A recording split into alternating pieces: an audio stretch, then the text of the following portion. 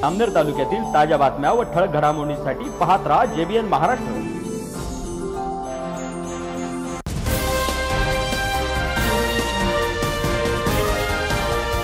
नमस्कार, मी मिनल चौधरी। पाहूया काही ठळक वृत्त। जामनेर तालुक्यातील शेंदुर्णी येथे the Shendurni secondary education co-op society limited Shendurni संस्थेच्या वतीने शिक्षण महर्षी आणि विधानसभेचे माजी उपसभापती कैलासवासी आचार्य बापूसो गजाननराव गरुड यांच्या स्मृतिप्रित्यर्थ 3 दिवसीय व्याख्यानमालेचे आयोजन करण्यात आले आहे। ही व्याख्यानमाला शेंदुर्णी येथील नगरपंचायत समोरील भव्य प्रांगणात सुरू झाली असून पहिल्या दिवशी प्रसिद्ध वक्ते डॉक्टर संजय कळमकर यांनी जगण्यातील आनंदाच्या वाटा या विषयावर आपले विचार मांडले। त्यांनी आपल्या व्याख्यानातून उपस्थितांना जीवनातील आनंद शोधण्यासाठी सकारात्मक दृष्टिकोन व मार्गदर्शन दिले। या कार्यक्रमास शेंदुर्णी एज्युकेशन संस्थेचे चेअरमन संजय गरुड, सचिव सागरमल जैन, सहसचिव युयू पाटील, नूतन मराठा महाविद्यालयाचे प्राचार्य देशमुख, माजी सरपंच शांताराम गुजर, आगरकर जैन यांच्यासह विविध मान्यवरांची उपस्थिती होती। शेंदुर्णी पंचक्रोशीतील ग्रामस्थ, शिक्षक, शिक्षकेतर कर्मचारी व विद्यार्थी मोठ्या संख्येने उपस्थित होते। तर या व्याख्यानमालेच्या पुढील दिवसात देखील विविध प्रबोधनपर विषयांवर नामवंत व्यक्तींची व्याख्याने होणार आहे। आणि आपल्या भूमीचे थोर सुपुत्र,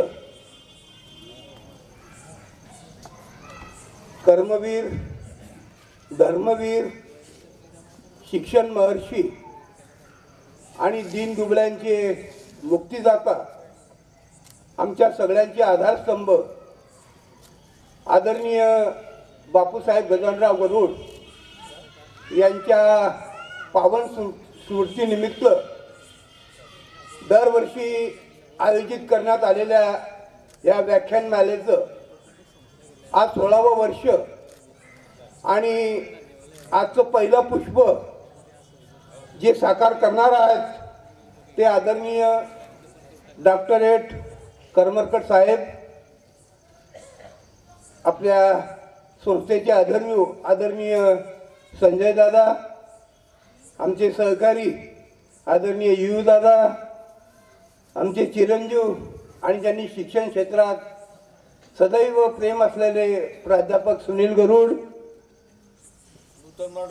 नूतन मराठा संस्थेचे प्राचार्य आदरणीय देशमुख सर, या ठिकाणी उपस्थित असलेले माजी सरपंच शांताराम बापू, आदरणीय पटेल सर, आमचे बंधू आगरचंद जैन,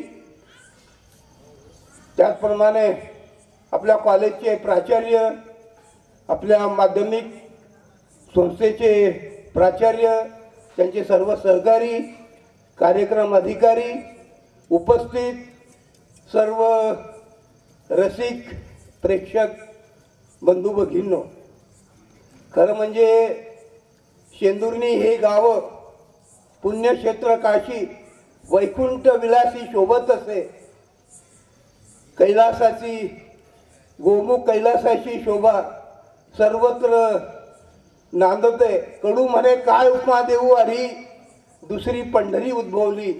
अशा या खांदेच्या प्रतिपंढरपूरमध्ये आज आपल्याला खरी मेजवानी आणि विषय आहेत जगण्याच्या आनंदाचा वाटा। आज आपण पाहतो लोक श्रीमंत दिसतात, चांगले कपडेवाले दिसतात, परंतु आनंदी दिसत नाहीत। प्रत्येकामध्ये काही तणाव आहेत। प्रत्येकामध्ये विद्यार्थ्यांकडे पाहिलं तुम्हाला परीक्षेचं टेन्शन आलंय। आताच माझी बायको म्हणे 4 दिवसानंतर पाहुणे येणार आहे, त्यांच्याकरता स्वयंपाक करावं, काय करावं याचं मला टेन्शन आलंय। अरे म्हटलं तुला टेन्शन कशाला येईल, आम्ही सगळं सामान द्यायला पण मजबूत आहे। नाही म्हणे तरी टेन्शन आलंय।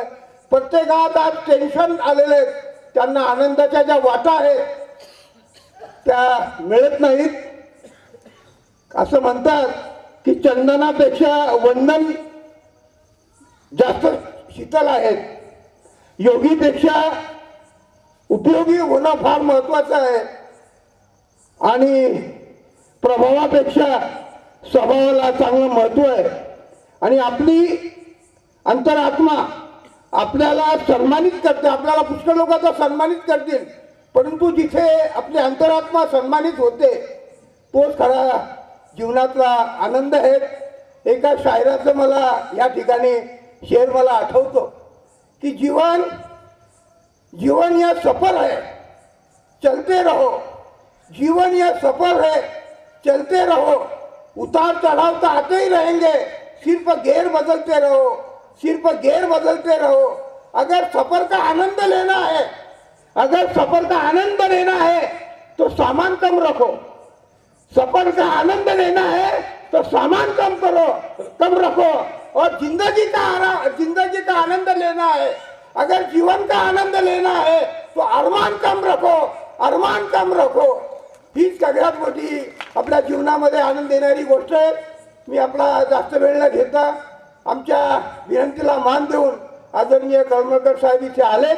आज आपल्याला ज्ञानाचा खजाना आणि आपल्या जीवनामध्ये आनंद कसा निर्माण करायचा, तणावपूर्व जीवनामध्ये एक आनंद, खरं म्हणजे आनंद ह्या जीवनातला एक सार्थक कसा करावा ह्या जीवनाच्या वाटा आपल्या भाषणातून सांगणार आहेत. आपली जी पावनगंगा प्रवाहित ते करणार आहेत.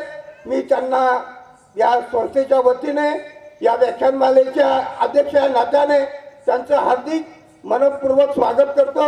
आणि आपणही रसिक म्हणून इथे उपस्थित राहिलात आणि आनंद घेण्यात आपण उत्सुक आहात. आपला आणि त्यांच्यात अंतर न ठेवता मी माझं स्थान ग्रहण करतो. आपल्या सगळ्यांच्या शुभेच्छा व्यक्त करतो आणि मी माझं स्थान ग्रहण करतो. धन्यवाद.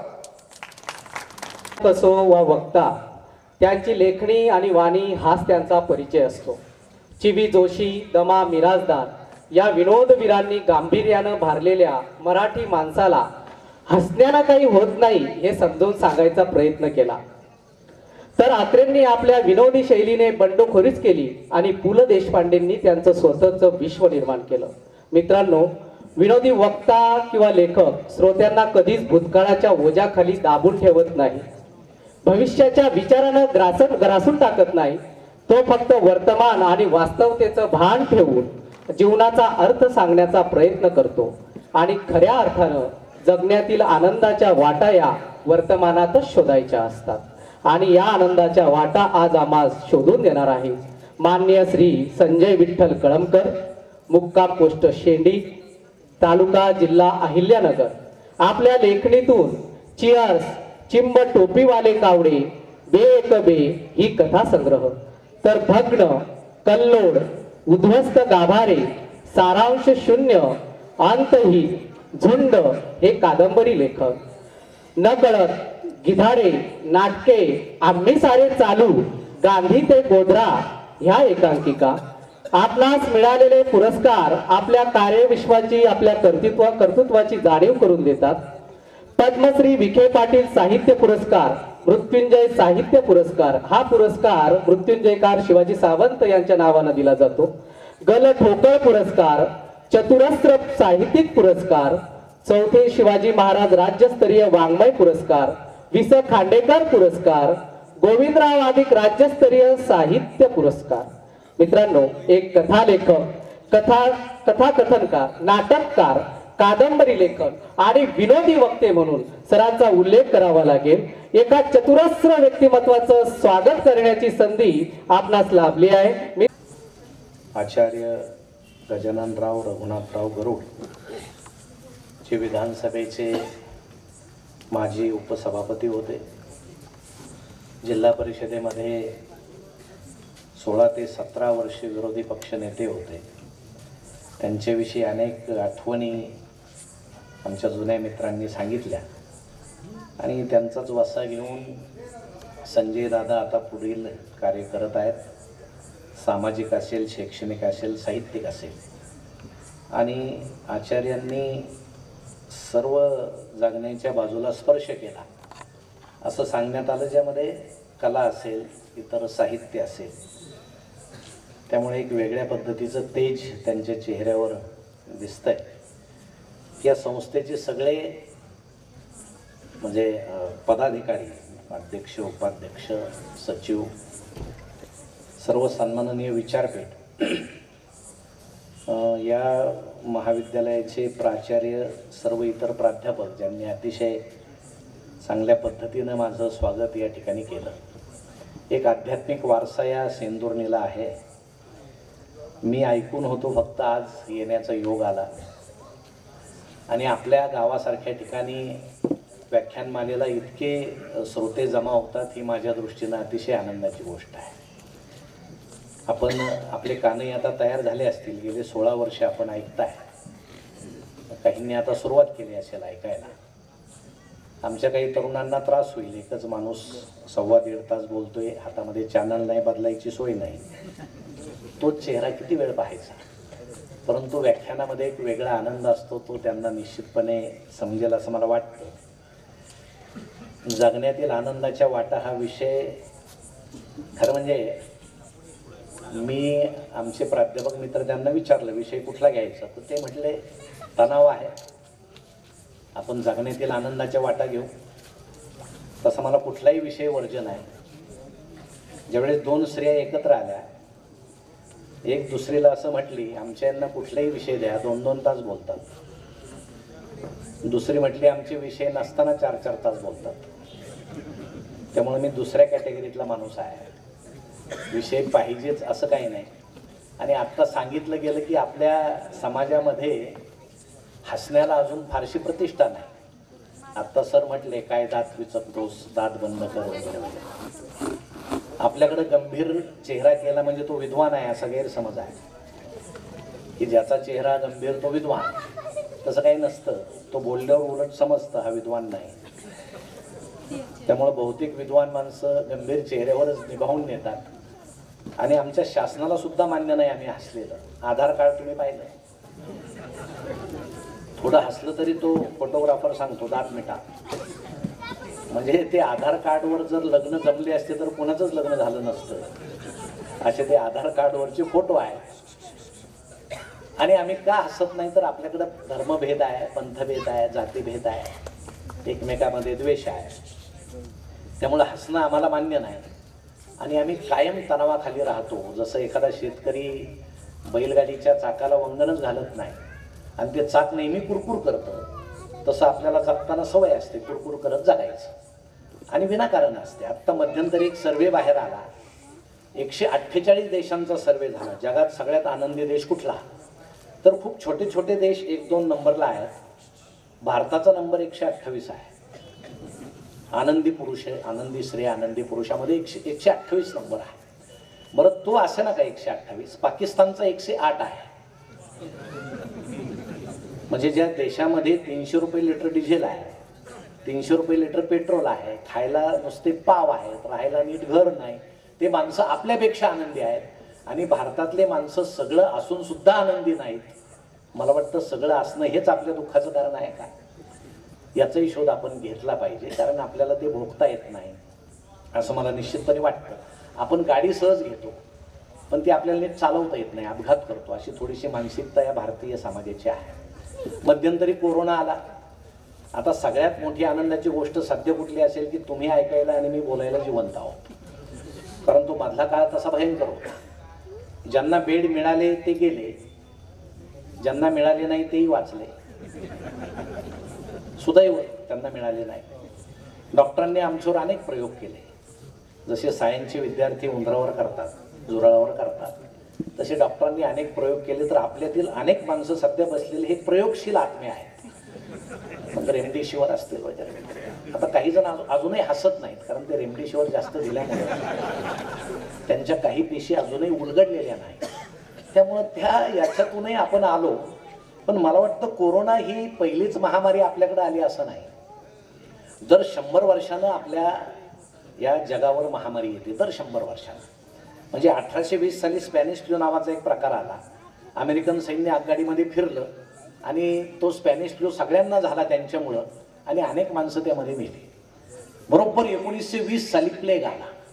ते जहाजातून उंदरं आले असं म्हणतात, ते चीनमधून आले. चीन हा रोग उत्पादक देश आहे असं पुढं आता इतिहासात सांगितलं जाईल.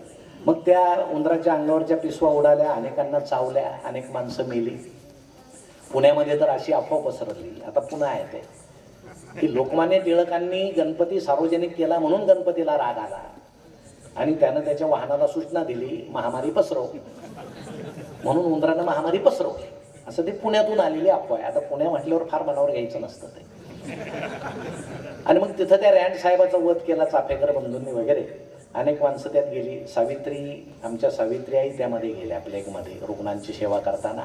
यशवंतराव चव्हाणांचे वडील त्यात गेले आणि खूप हाहाकार माजला होता. अनेक गावं उठले आणि माळ रानावर राहायला गेले, आपले जुने लोक सांगतील.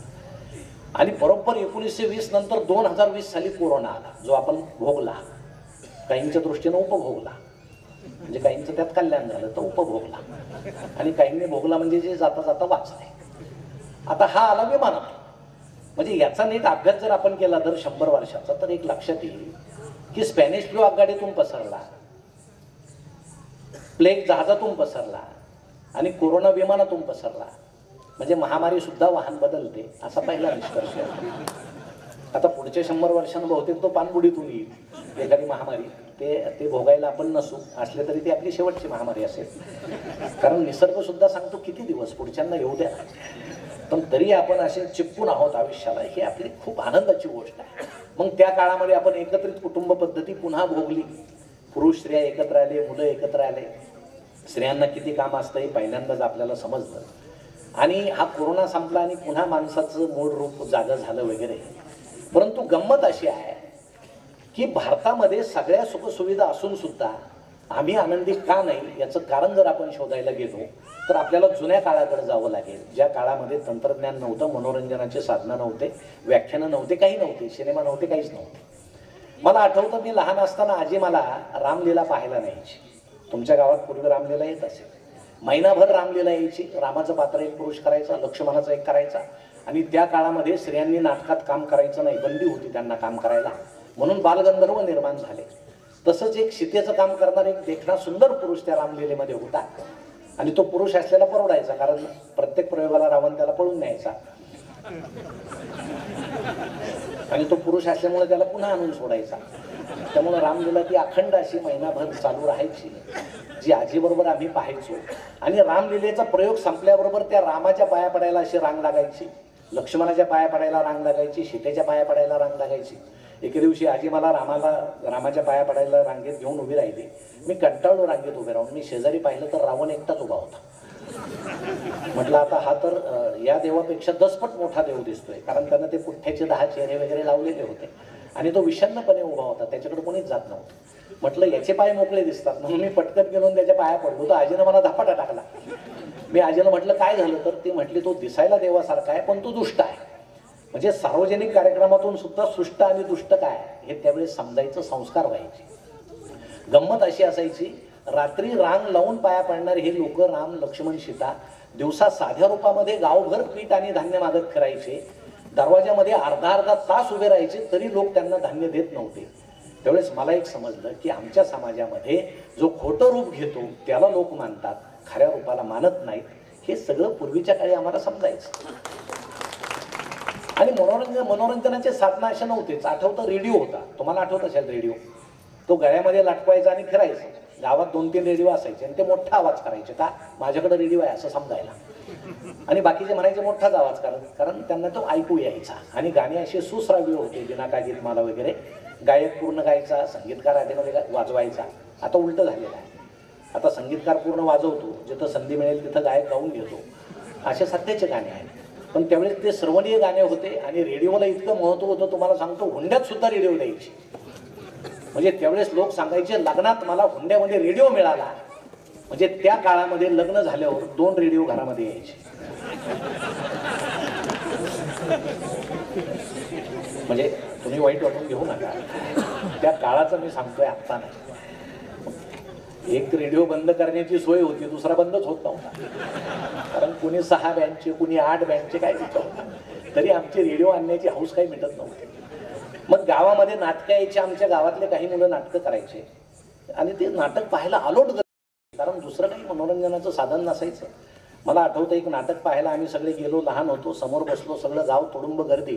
आणि नाटकामध्ये असं दृश्य होतं, तो हिरो ते व्हिलनवर असं पिस्तूल रोखतो आणि त्याला सांगतो आता मी तुला गोळी घालून ठार करतो, असं ते दृश्य होतं. त्यांना असं म्हणायचं, माईक वगैरे नव्हते, स्पीकर नव्हते, आणि पडद्यामागून एकानं फटाका वाजवायचा आणि त्याचा ठो आवाज झाल्याबरोबर ते व्हिलनला पडायचं, गोळी सुटली बुवा एकदाची. म्हणून यानं पिस्तूल रोखला आणि तो म्हटला, आता मी तुला गोळी घालून ठार करतो. गंमत अशी, नुकताच पावसाळा सुरू झालेला, मागच्याला काय काडीपेट आहे ना, आणि व्हिलनला तर समजे ना आवाज काय येईना. बरं, आवाज झाल्याशिवाय पडायचं नाही, तसं कसं पडायचं? गोळी सुटल्याचा आवाज तर झाला पाहिजे. आम्हाला वाटलं पिस्तुलात गोळी गुंतली असेल.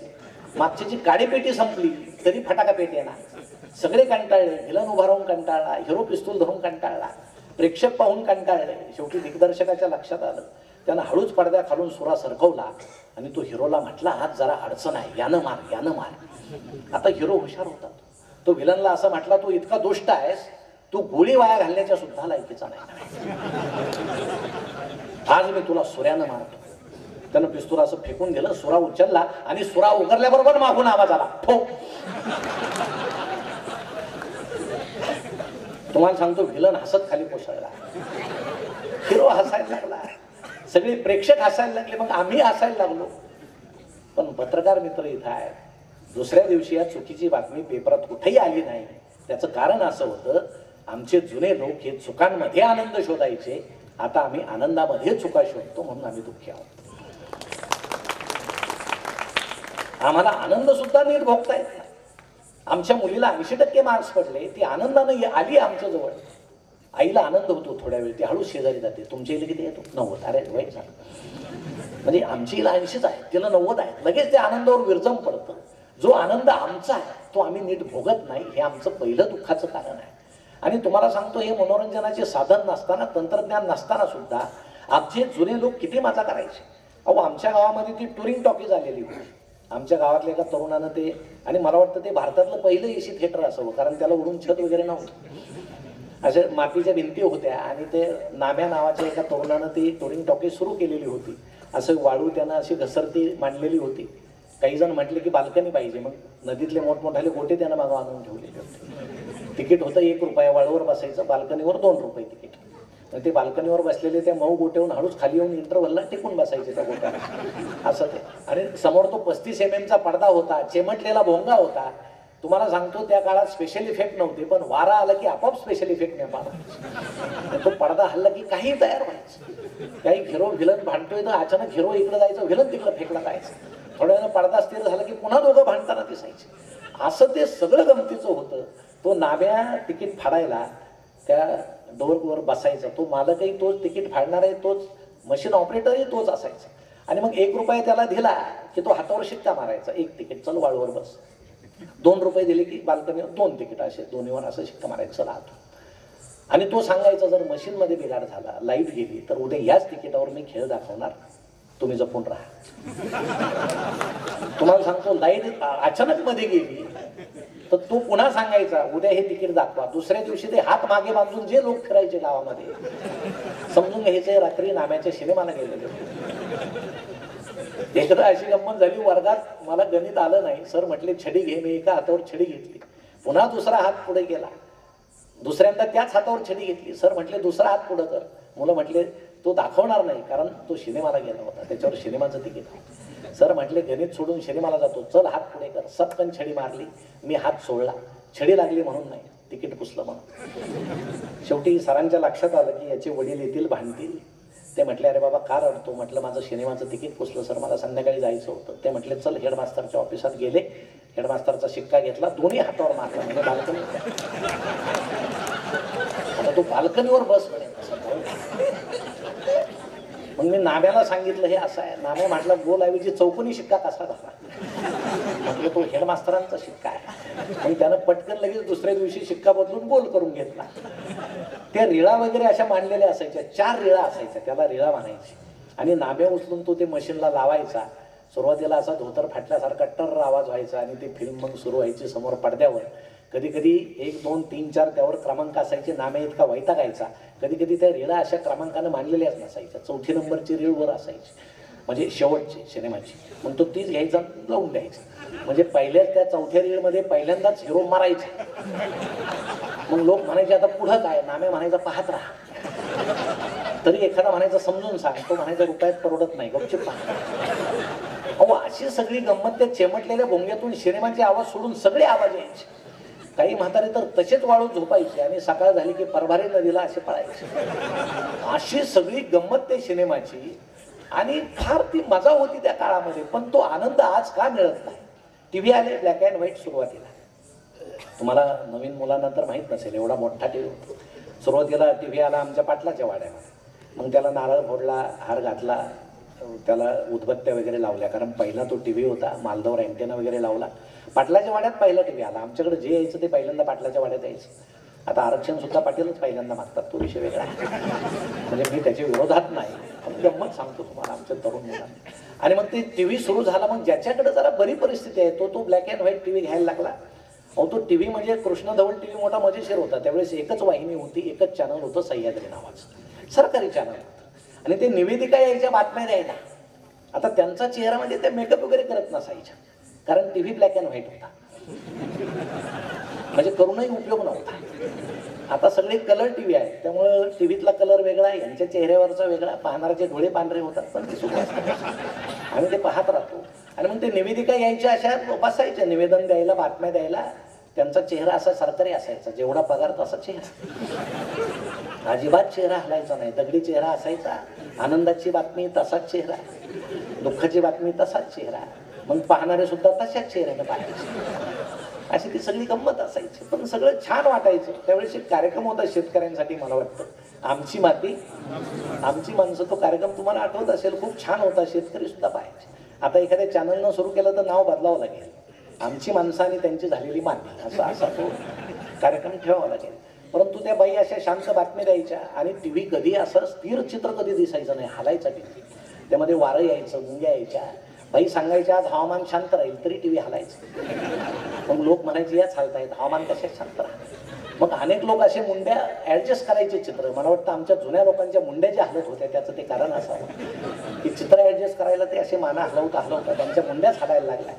असं ते फार मजेशीर असायचं. रामायण महाभारत मालिका असायची आठवड्यातून एकदा. आणि ज्याच्या घरात टीव्ही आहे तिथं प्रचंड गर्दी व्हायची, गाव सामसूम व्हायचं. आणि गंमत अशी असायची, सगळे प्रेक्षक तो टीव्ही पाहायला बसायचे. घरातल्या एकाला दरवाजात उभं करायचं, दुसऱ्याला मालदावर बांबू घेऊन उभं करायचं. आणि मालिकेत सुरू असताना जर चित्र जास्त हलायला लागलं तर प्रेक्षक मोठ्यानं ओरडायचे दरवाजातल्या, त्याला सांग ऍडजस्ट कर. मग तो दरवाजातल्याला वरच्याला ओरडायचा, ते ऍडजस्ट कर. मग ते बांबू घ्यायचं आणि त्या काड्या फिरवायचा. चित्र ऍडजस्ट व्हायचं, स्थिर व्हायचं. पण तोपर्यंत मालिका संपलेली असायची. टीव्ही कृष्ण धवल जरी असला तरी त्यातून मिळणारा आनंद मात्र रंगीत होता, ही त्या काळची परिस्थिती होती. म्हणून सगळे लोक तो टीव्ही छान पाहायचे. चॅनल नव्हता, बदलायची सोय नव्हती. जे आमच्या वाट्याला आलंय ते आनंदानं पाहायचं, अशी सगळ्यांची वृत्ती होती. सगळे समाधानी होते. आता आम्ही फक्त सुखी आहोत, समाधानी नाही. पूर्वीचे लोक मात्र समाधानी होते. दोन्हीत बदल काय? समोर पंचपक्वानाचं ताट भरलेलं आहे म्हणजे सुख आहे, पण ते पचत नाही म्हणजे समाधान नाही. झोपायला फोमची गादी आहे म्हणजे सुख आहे, पण त्यावर झोप येत नाही म्हणजे समाधान नाही. मला वाटतं पूर्वीचे लोक समाधानी होते. जगण्याचा अंतिम हेतू हा समाधान हाच असतो. आता आम्ही फक्त सुखी आहोत या भौतिक गोष्टीमुळे. नंतर तो ब्लॅक अँड व्हाईट टीव्ही आला, रंगीत टीव्ही येत गेले. अहो इतकी त्यामध्ये क्रांती झाली, वेगवेगळे मॉडेल्स आले, भिंतीवर ते लागायला लागले. एलईडी काय, एलसीडी काय, पुढे काय येईल सांगता येत नाही. काल परवा पेपरात मी एक बातमी वाचली, आता एक नवीन टीव्हीचं मॉडेल येत आहे, रिमोटची गरज नाही. पाहणाऱ्यानं डोळे मिटले की ते आपोआप बंद होणार. रिमोट सुद्धा हातात घ्यायचा नाही. फक्त शंका आहे काय की पाहणाऱ्यानं जर कायमचे डोळे मिटले तर त्या मॉडेलचं काय करायचं, ते त्याच्याबरोबरच पाठवायचं की पुन्हा आणायची काही सोय आहे. पण काहीतरी सेन्सॉर असेल. आता नवीन हे विज्ञान आहे, तंत्रज्ञान आहे. आपल्या त्या म्हणजे आपल्या अगदी मेंदूच्या बाहेर, बुद्धीच्या बाहेर ते चाललंय. इतकं सगळं वेगानं बदलतंय, रोज विज्ञान बदलतंय. बसू द्या. म्हणजे कुत्रा आहे, पुन्हा कोणी म्हणायला नको कार्यक्रमाला कुत्र सुद्धा नव्हतं. एक आहे ते बसू द्या, बसलंय शांत बसलंय. आणि मग हे सगळं वाढता वाढता आता इतके चॅनल्स आले, आमच्या बुद्ध्या चाळवल्या, आमच्या मेंदूमध्ये एक असं वेगळं रसायन तयार झालं की एकच दृश्य आम्ही खूप वेळ पाहू शकत नाही. म्हणून चॅनलवाले सुद्धा आता डोळ्यांच्या पापण्यांचा अभ्यास करून दृश्य बदलतात की किती वेळात माणसाच्या डोळ्याची पापणी लवते, त्याच्या आत आपण दृश्य बदलायचं म्हणजे हा माणूस चॅनल पाहिजे. आणि हे सगळं कमी होतं म्हणून की काय, बुद्धीचा नवीन आविष्कार आला आणि मोबाईल आले. तुम्हाला सांगतो मोबाईल वाईट नाही. आम्ही जेवढा मोबाईलचा चांगला उपयोग करू तेवढे मोबाईल चांगले आहेत. परंतु आजूबाजूला जर आम्ही पाहिलं सगळ्यांनी, प्रत्येकाला अनुभवाला ते आहे, तर आजूबाजूला काय चाललंय हे मी नव्यानं सांगायला नको की तंत्रज्ञान आता आमच्यावर पूर्णपणे स्वार झालेला आहे. आम्ही आभासी जगामध्ये जगायला लागलेलो. तुम्ही पूर्वीचं घर आठवा, आमच्या आजोबांना विचारा, पहाट झाल्याबरोबर काय व्हायचं, उठायचे, पटकन स्नान करायचे, देवपूजेला बसायचे, एखादा ग्रंथ वाचायचे. आमची आई उठायची, पटकन स्नान संध्या करायची, कारण पूर्वीच्या काळी पहाटेच आईला स्नान करावं लागायचं, कारण बाथरूमच्या भिंती या अर्धाल्या असायच्या. गाव उठण्याच्या आत लज्जा म्हणून सगळ्या आमच्या माऊलींना स्नान करावं लागायचं. आई पटकन स्नान करायची, तुळशी वृंदावनासमोर उभी राहायची, तुळशीला पाणी घालायची, एखादं भावगीत म्हणायची. सगळ्या घरामध्ये जाते दळल्याचा आवाज वेगवेगळा यायचा. बहिणाबाईचे गाणे, बहिणाबाईच्या कवितेचे स्वर वेगवेगळ्या घरातून बाहेर उमटायचे. आमच्या घरातील तरुण ताई अंगण झाडायची, अंगण सारवायची, आणि आमच्या घरातला तरुण मुलगा दादा हा व्यायाम करायचा. असं पूर्वीच्या घरातलं चित्र होतं. आता तुम्ही मला सांगा, सध्या आपल्या घरातलं पहाटेचं चित्र काय आहे ते मी सांगायचं. पहाट झाली की आमचे सगळे कुटुंबातले मेंबर्स डोळे उघडल्याबरोबर आधी मोबाईल घेतात. कारण काय, जगाची काळजी आहे. मी झोपल्यावर जगाचं काय झालं असेल, काही नाही बाबा, तू झोपला तिथंच जग शांत झालं, सुरक्षित. तुझाच तेवढा वैताग होता. पण आम्हाला वाटतं माझ्याशिवाय जगाचं काही खरं नाही. मग पटकन व्हॉट्सअप ओपन केल्याबरोबर रात्री हा गेला त्याचा फोटो येतो पटकन. रात्री हे गेले, गावातले प्रतिष्ठित होते, मग ओळखीचे असू नाही तर नसो, भावपूर्ण श्रद्धांजली 4-5 फुलं टाकून आपल्याकडे फुकटच आहे, 10-12 टाका, काय फरक नाही. तेवढं होत नाही तर दुसऱ्या एखाद्याचा फोटो येतो, आज यांचा वाढदिवस आहे, म्हणजे यांचा जन्म झाला, जगावर किती उपकार झाले, ते मोठी क्रांती करत आहे.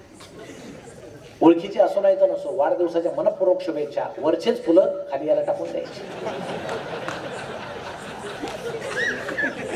मेला तरी तेच, जन्म झाला तरी तेच, त्यात संवेदना नाही, काय नाही, असं आभासी जगणं आमचं दिवसभर सुरू होतं. अहो, पूर्वीच्या काळी जर वडील घरी आले संध्याकाळी, दिवसभर बापलेकाची भेट नसायची. मुलगा असं धावत जायचा, बाबा आले, बाबा आले, बाबा त्याला पटकन उचलून घ्यायचे, पटापट लेकाचे मुके घ्यायचे, पोरग बापाचे मुके घ्यायचे. आई हे दृश्य पाहायचे की दिवसभर बापलेकाची भेट नाही, किती सुंदर हे दृश्य आहे. आता ते दृश्य बदललं असं मी म्हणत नाही, थोडा बदल त्यात झालाय. पप्पा येतात, मुलगा धावत जातो, पप्पा आले, पप्पा आले, पप्पा त्याला उचलून घेतात, हा त्यांच्या खिशातला मोबाईल घेतो, पळून जातो. मग पप्पाला समजतं हा आपल्यासाठी आलाच नव्हता. म्हणजे आता ज्या वडिलांच्या खिशात मोबाईल नाही त्याच्याकडे मुलं येतील की नाही याचा सुद्धा भरोसा राहिला नाही. आणि हे दिवस कोणी आणले, ते आम्ही आणले. हे दिवस आम्ही आणले. आम्हाला समजत नाही आम्ही काय जगतोय. आम्हाला व्हॉट्सअप शिवाय आता जगणं असह्य झालं. तोंडाला फेस येऊस तर फेसबुक खेळणारे माणसं आहे. बरं, फेसबुक ओपन करतात, आपला खरा चेहरा टाकत नाही, कारण तो फारसा बरा नसतो, मग एखादा सुंदर चेहरा टाकायचा, मग रिक्वेस्ट जास्त येतात. प्रत्यक्ष पाहिल्यावर बेशुद्ध पडायची वेळ येते. अरे मी काय रिक्वेस्ट पाठवली, हा तर वेगळाच नाही का, फसवा फसवी सगळी. जागतिक चिंतेची आम्हाला सवय आहे. आमच्या ताईंनाही गंमत सांगतो, घरी गेल्यावर तुम्ही एक काम करा, गेल्यावर तुमचा फोटो टाका फेसबुकवर आणि खाली एकच ओळ द्या, मला सर्दी झाली, एवढंच लिहून पहा. काय होतं बघा, तुम्ही लिहिण्याचा अवकाश. जगभरातून ओळखीचे अनोळखी असे हजारो कमेंट्स पुरुषांचे तुम्हाला येतील. सल्ले, मॅडम अमुक गोळी घ्या, मॅडम याचा मलम लावा, त्याचा काढा प्या, हे औषध घ्या. आणि घरात बायको शिंकत फिरते, हा तिच्याकडे पाहत सुद्धा.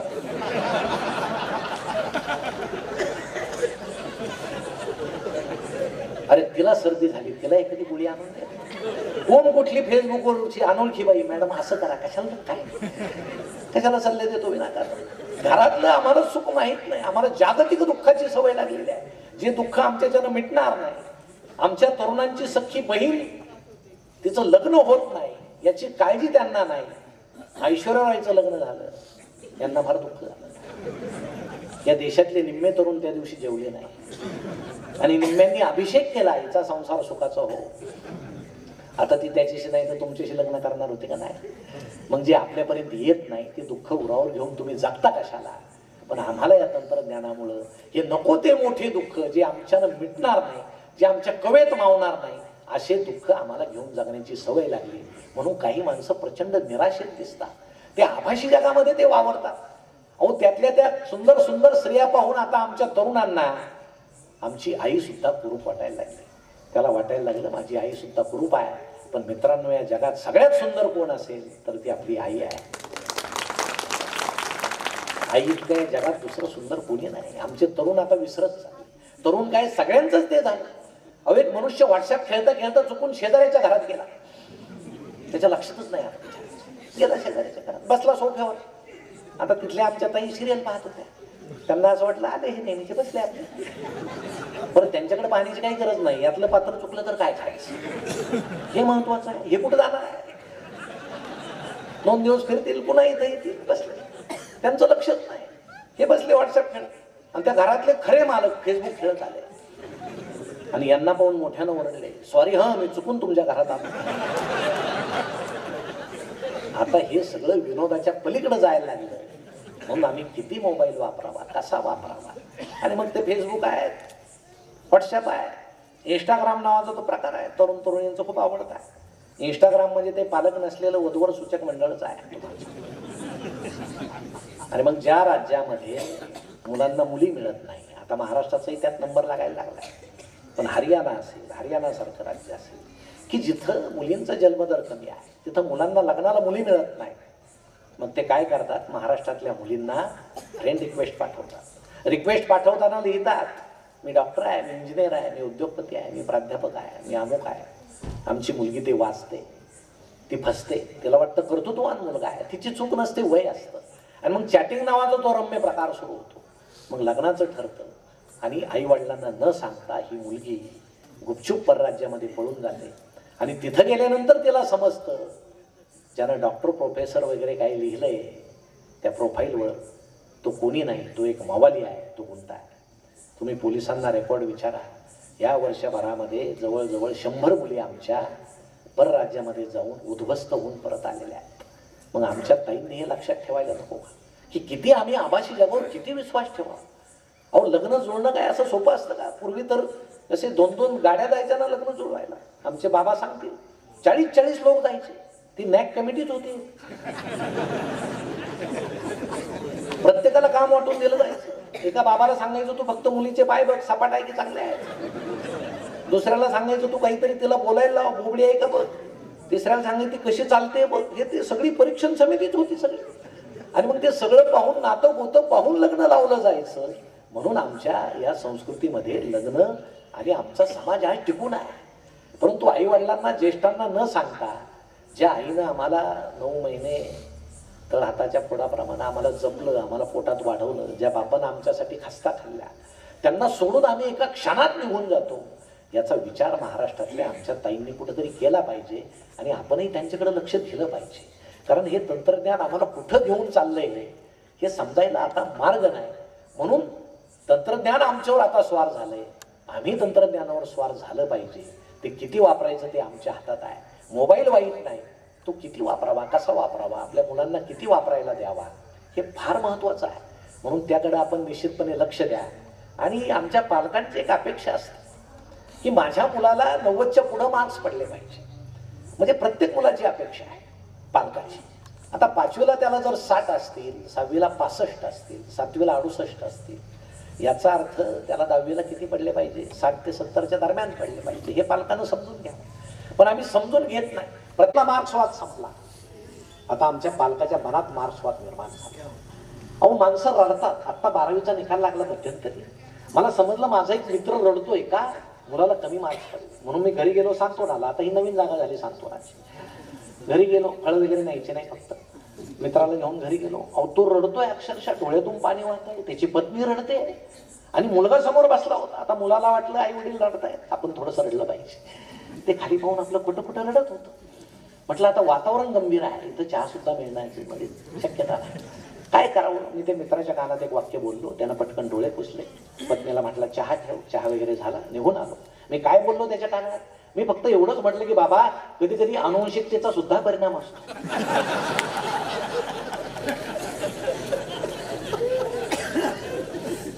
आई बापाची मिळून सुद्धा जर मुला इतके मार्क होत नसतील, तुम्ही कशाला असं करता. आपल्या मुलाची क्षमता तुम्ही पहा. त्याला फक्त मार्क्स पडले नाही म्हणून तो गुणवान नाही का. तो चांगला चित्रकार होऊ शकतो, तो चांगला क्रिकेटर होऊ शकतो, तो चांगला खेळू शकतो, तो चांगले शिल्प काढू शकतो. आमची एखादी ताई चांगली मेहंदी काढू शकते, चांगली रांगोळी काढू शकते, या बाकीच्या कला कोणी पाहायच्या? फक्त मार्क्स पडणं आणि मार्क्स पडून शिक्षण घेणं हा जो आमचा ढाचा आहे, त्यामुळे आमचे पालक निराश होतात, त्यांचा अपेक्षा भंग होतो. आणि काय देतं आजचं शिक्षण? आम्हाला संघर्ष करायला ते शिकवतं का? प्राथमिक पासून तुम्ही गंमत पहा. आमच्या प्राथमिकच्या गुरुजींना शिकवायला वेळ नाही. मला वाटतं मध्यंतरी मोर्चा नेला होता, कोणी प्राथमिकचे असतील तर त्यांना माहित असेल की आम्हाला शिकू द्या असं प्राथमिक शिक्षक म्हणतात.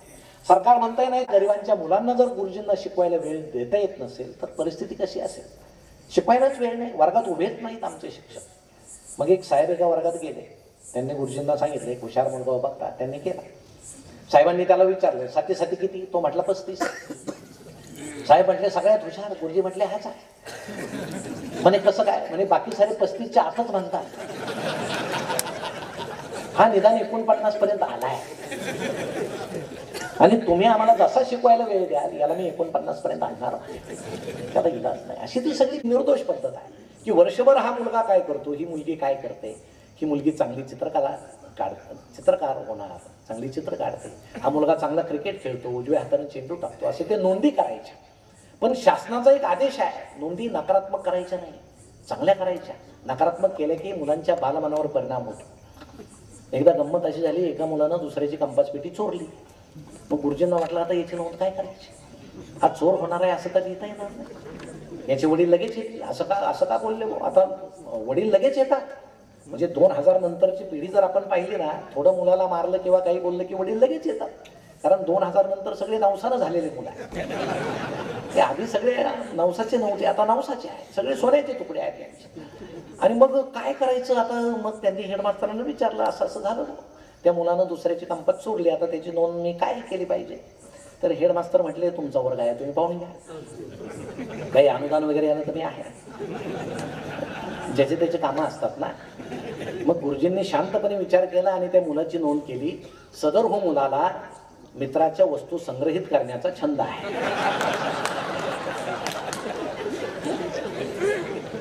सकारात्मक नोंद करायची.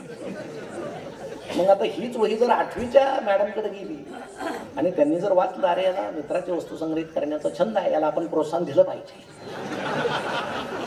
तुम्हाला सांगतो त्यांची फर सुद्धा जागेवर राहणार नाही. मग ते असं सगळं होत. मग आमचं हे पोरगं हळूहळू मग माध्यमिकला जातं. आता माध्यमिक हे संस्कार होण्याचं वय आहे आणि हे संस्कार होताना अभ्यासक्रम आमचा तसा आहे का? आमच्या इतिहास नागरिक शास्त्राच्या सरांनी जर विचारलं एखाद्या मुलाला, बाळ राष्ट्रपती राजवट कधी लागते, आणि तो जर असं म्हटला रात्री लागते आणि पहाटे उठते, तर काय करायचं? चूक द्यायचं की बरोबर द्यायचं? सर म्हणतील चूक आहे, तो म्हणाल सर टीव्ही पाहता की नाही, रात्रीच पळाले. 11-12च्या दरम्यान राष्ट्रपती राजवट लागली, पहाटे आले, शपथविधी झाला, राष्ट्रपती राजवट उठली, रात्री लागते आणि पहाटे उठते, यात काय चूक आहे? आता ही बाहेरची लोकशाही आहे, पण ती पुस्तकात कधी येईल? कोण आणील ती पुस्तकामध्ये? ती आणली पाहिजे. आमच्या मॅडम शिकवतात मुलांना 18 वर्ष पूर्ण झाल्यावर मतदानाचा हक्क प्राप्त होतो, सर्वांनी मतदान केलं पाहिजे. मग आता विधानसभेचं मतदान झालं, ते पोरगं आपलं बिचारं खेळत होतं, त्या दिवशी सुट्टी होती, त्याचं वडिलांकडे लक्ष होतं, हे आता मतदानाला झालं. पण 5 वाजले तरी वडील मतदानाला जात नाही. त्याला आश्चर्य वाटलं की यांना 18 पूर्ण व्हायला काही मिनिटं बाकी असेल.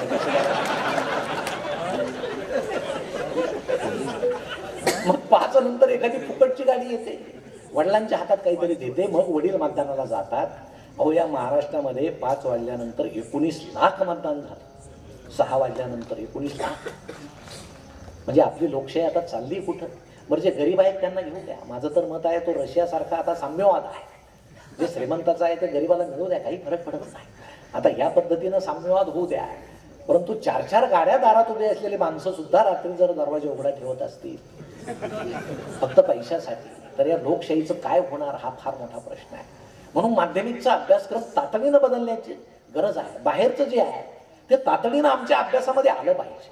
महात्मा गांधीजी थोर आहेत, टिळक थोर आहेत, इथपर्यंत ठीक आहे. अण्णा थोर नाहीत का? मग अण्णांचे धडे आम्हाला का नाही? पोपटराव पवारांचा धडा आम्हाला का नाही? सिंधुताईंचा धडा आम्हाला का नाही? काही येतेला असतील, पण ते सगळे येतेला पाहिजे. नागरिक शास्त्रामध्ये ते पाहिजे का माणूस मेल्याशिवाय आम्हाला थोरच कुणाला म्हणायचं?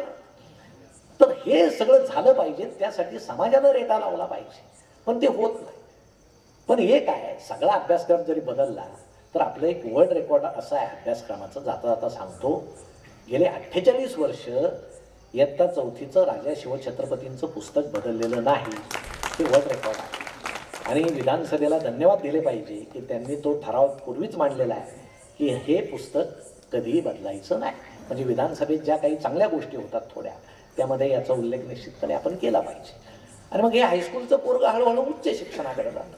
आता उच्च शिक्षणामध्ये उच्च कोटीची लबाडी सुरू आहे. तुम्हाला पोरग कॉलेजमध्ये येतं, ॲडमिशन घ्यायला पहिल्यांदा सांगतं सर मी येणार नाही, मी कोचिंग क्लासेसला जाईल. जमतंय का तुम्हाला? नाही तर मी दुसऱ्या कॉलेजमध्ये जातो.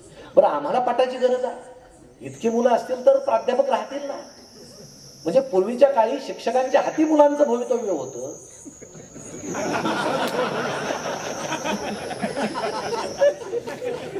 आता मुलांच्या हाती शिक्षकाचं भवितव्य आहे की मी आलो तरच तुम्ही टीका, नाही तर तुमचं पद उडालं. अशा त्या सगळ्या गमती आहेत. आणि मग हे सगळं चाललेलं असताना नेमकं चाललंय काय की आम्ही व्यावहारिक शिक्षण मुलांना देणार का? 1 ते 100 इंग्रजी अंक मुलांना येतात, मराठी येतात का नाही? घरी तर मराठी बोललं जातंय. मग हे मराठी इंग्रजी तर आम्हाला प्रचंड वेळ आहे. मग व्यावहारिक द्यायचंच नाही का? व्यावहारिक पाहिजे. मला आठवतं आमचे गुरुजी आम्हाला एक उदाहरण द्यायचे. एका हौदामध्ये 20 बादल्या पाणी होतं, 5 बादल्या गळाल्या, खाली किती राहिल्या? मुलं लिहायचे 15. दुसऱ्या दिवशी गुरुजी म्हणायचे त्या हौदामध्ये 30 बादल्या पाणी होतं, 10 बादल्या गळाल्या, खाली किती राहिलं? 20. आठवडाभर तेच. शेवटी शनिवारी एका मुलानं उभं राहून विचारलं, गुरुजी हौद जर रोजच गळत असेल तुम्ही त्याला सिमेंट का लावून घेता? आता हे व्यावहारिक शिक्षण आहे. मग गुरुजी म्हटले पुढच्या आठवड्यात उदाहरण बदलू बुवा, त्या हौदाला एकदाच सिमेंट मी लावून घेतो. मग एका शिक्षकानं विचारलं मुलांना की रस्त्यानं 50 मेंढ्या चाललेल्या होत्या, 5 मेंढ्या विहिरीत पडल्या, खाली किती राहिल्या? सगळ्यांनी उत्तर लिहिलं 45 राहिल्या. एक मेंढपाळाचा मुलगा होता, तो उभा राहून म्हटला गुरुजी रस्त्यावर एकही मेंढी शिल्लक राहणार नाही, 0 मेंढ्या शिल्लक राहणार. कारण 5 मेंढ्या जर विहिरीत पडल्या तर बाकीच्या 45 सुद्धा त्यांच्या मागे जातील. हे मेंढ्यांचं शास्त्र आहे. मग बरोबर द्यायचं की चूक द्यायचं? मग ते गुरुजींनी हेडमास्तरांना सांगितलं असंच झालं, ते पोरगं असं असं म्हटलं, काय केलं पाहिजे? तर हेडमास्तर म्हटलं तुम्हाला मेंढ्या घ्यायला कोणी सांगितलं? तुम्ही शेळ्या घ्या, गाया घ्या. म्हणजे हे आमचे उत्तर आहे. एखादा प्रश्न निर्माण झाला की त्याचे उत्तर म्हणजे असं बायपास आहे आमचं, त्याचं उत्तर आम्हाला शोधायचं नाही. मग हे सुद्धा व्यावहारिक आम्हाला दिलं पाहिजे. आणि मग या उच्च शिक्षण झालं की आमच्या मुलाला समजा 55% मार्क्स पडले. आता प्रत्येकाची अपेक्षा आहे की 55% मार्क्स पडले, मुलगा कुठे गेला पाहिजे? तर डॉक्टर झाला पाहिजे, इंजिनियर झाला पाहिजे. बरं पूर्वीच्या काळी ही सोय नव्हती. तुम्ही डॉक्टर असतील तर ते मेरिटनं गेलेले डॉक्टर्स आहेत, ते MBBSला वगैरे किती मेरिट होईल. आता 55% पडली की काही अडचण नाही. म्हणजे आता तुमच्या जिल्ह्यात सोय आहे की नाही मला माहित नाही, पण आमच्याकडे ती सोय आहे.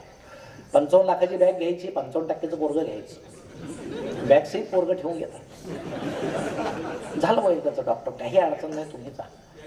आणि आता तुम्हाला सांगतो अशा कमी मार्कावले खूप डॉक्टर झाले पाहिजे असं माझं मत आहे. त्याशिवाय देशाची लोकसंख्या कमी होणार.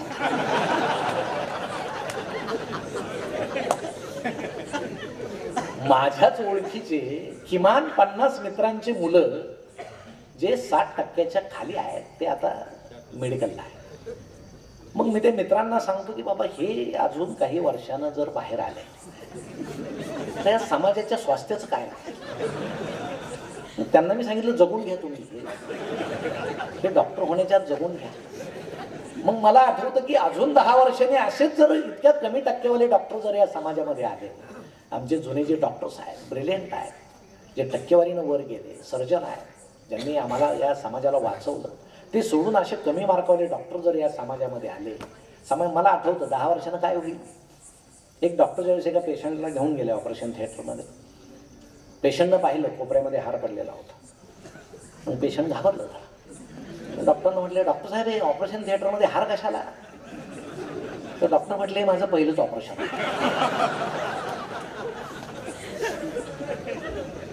ऑपरेशन सक्सेस झालं तर हा हार मला, नाही झालं तर तुला, वाया जाणार नाही. गमत काय? 2 मुलं ज्यावेळेस रस्त्यानं चालले, एक मुलगा मोठ्यानं ओरडला, दुसरा म्हटला काय झालं? म्हणे सारख्या बहिणी येत आहेत, जुळ्या बहिणी आहेत, समोरून येत आहेत म्हणे, सारखे केस आहेत, रंग सारखा आहे, दिसायला चांगले आहे ते. तर त्याचा मित्र म्हटला, अरे बाबा ती एकच मुलगी आहे, 2 नाही. नाही म्हणे 2 आहेत, म्हणे एकच आहे. या वयात असं होत असतं, चल म्हणे पुढं दिसतं असं, एकाचं 2 दिसतं. पुढे गेले होतो, पुन्हा मोठ्यानं ओरडतो, म्हणे अरे बापरे, म्हणे काय झालं, 2 सारख्या म्हशी येत आहेत. आता इथं वयाचा कुठं संबंध आला, शिंग सारखे दिसायला, काळ्या वगैरे असे आहेत. अरे म्हणते एकच म्हैस आहे, अरे मला 2 दिसत आहे, तू माझ्याकडे बघ, अरे तू सुद्धा 2 म्हणे तुझा सेंटर सरकला, तुला प्रॉब्लेम आला, काय अडचण नाही, आपण डॉक्टरांकडे जाऊ, 10 वर्षानंतरचा विषय आहे. मग ते जातात डॉक्टरांकडे, डॉक्टर एकटे बसलेले असतात, हे दोघे समोर बसतात. हा गेल्याबरोबर ओळखतो, डॉक्टर तुम्ही सुद्धा 2 म्हणे प्रॉब्लेम काय. मित्र सांगतो, याचा दोघंच बसलेले समोर. मित्र सांगतो, मगापासून याला प्रत्येक प्रतिमा 2 दिसते. डॉक्टर म्हणतात किरकोळ प्रॉब्लेम आहे, पण याच्यासाठी तुम्ही चौघं कशाला आले.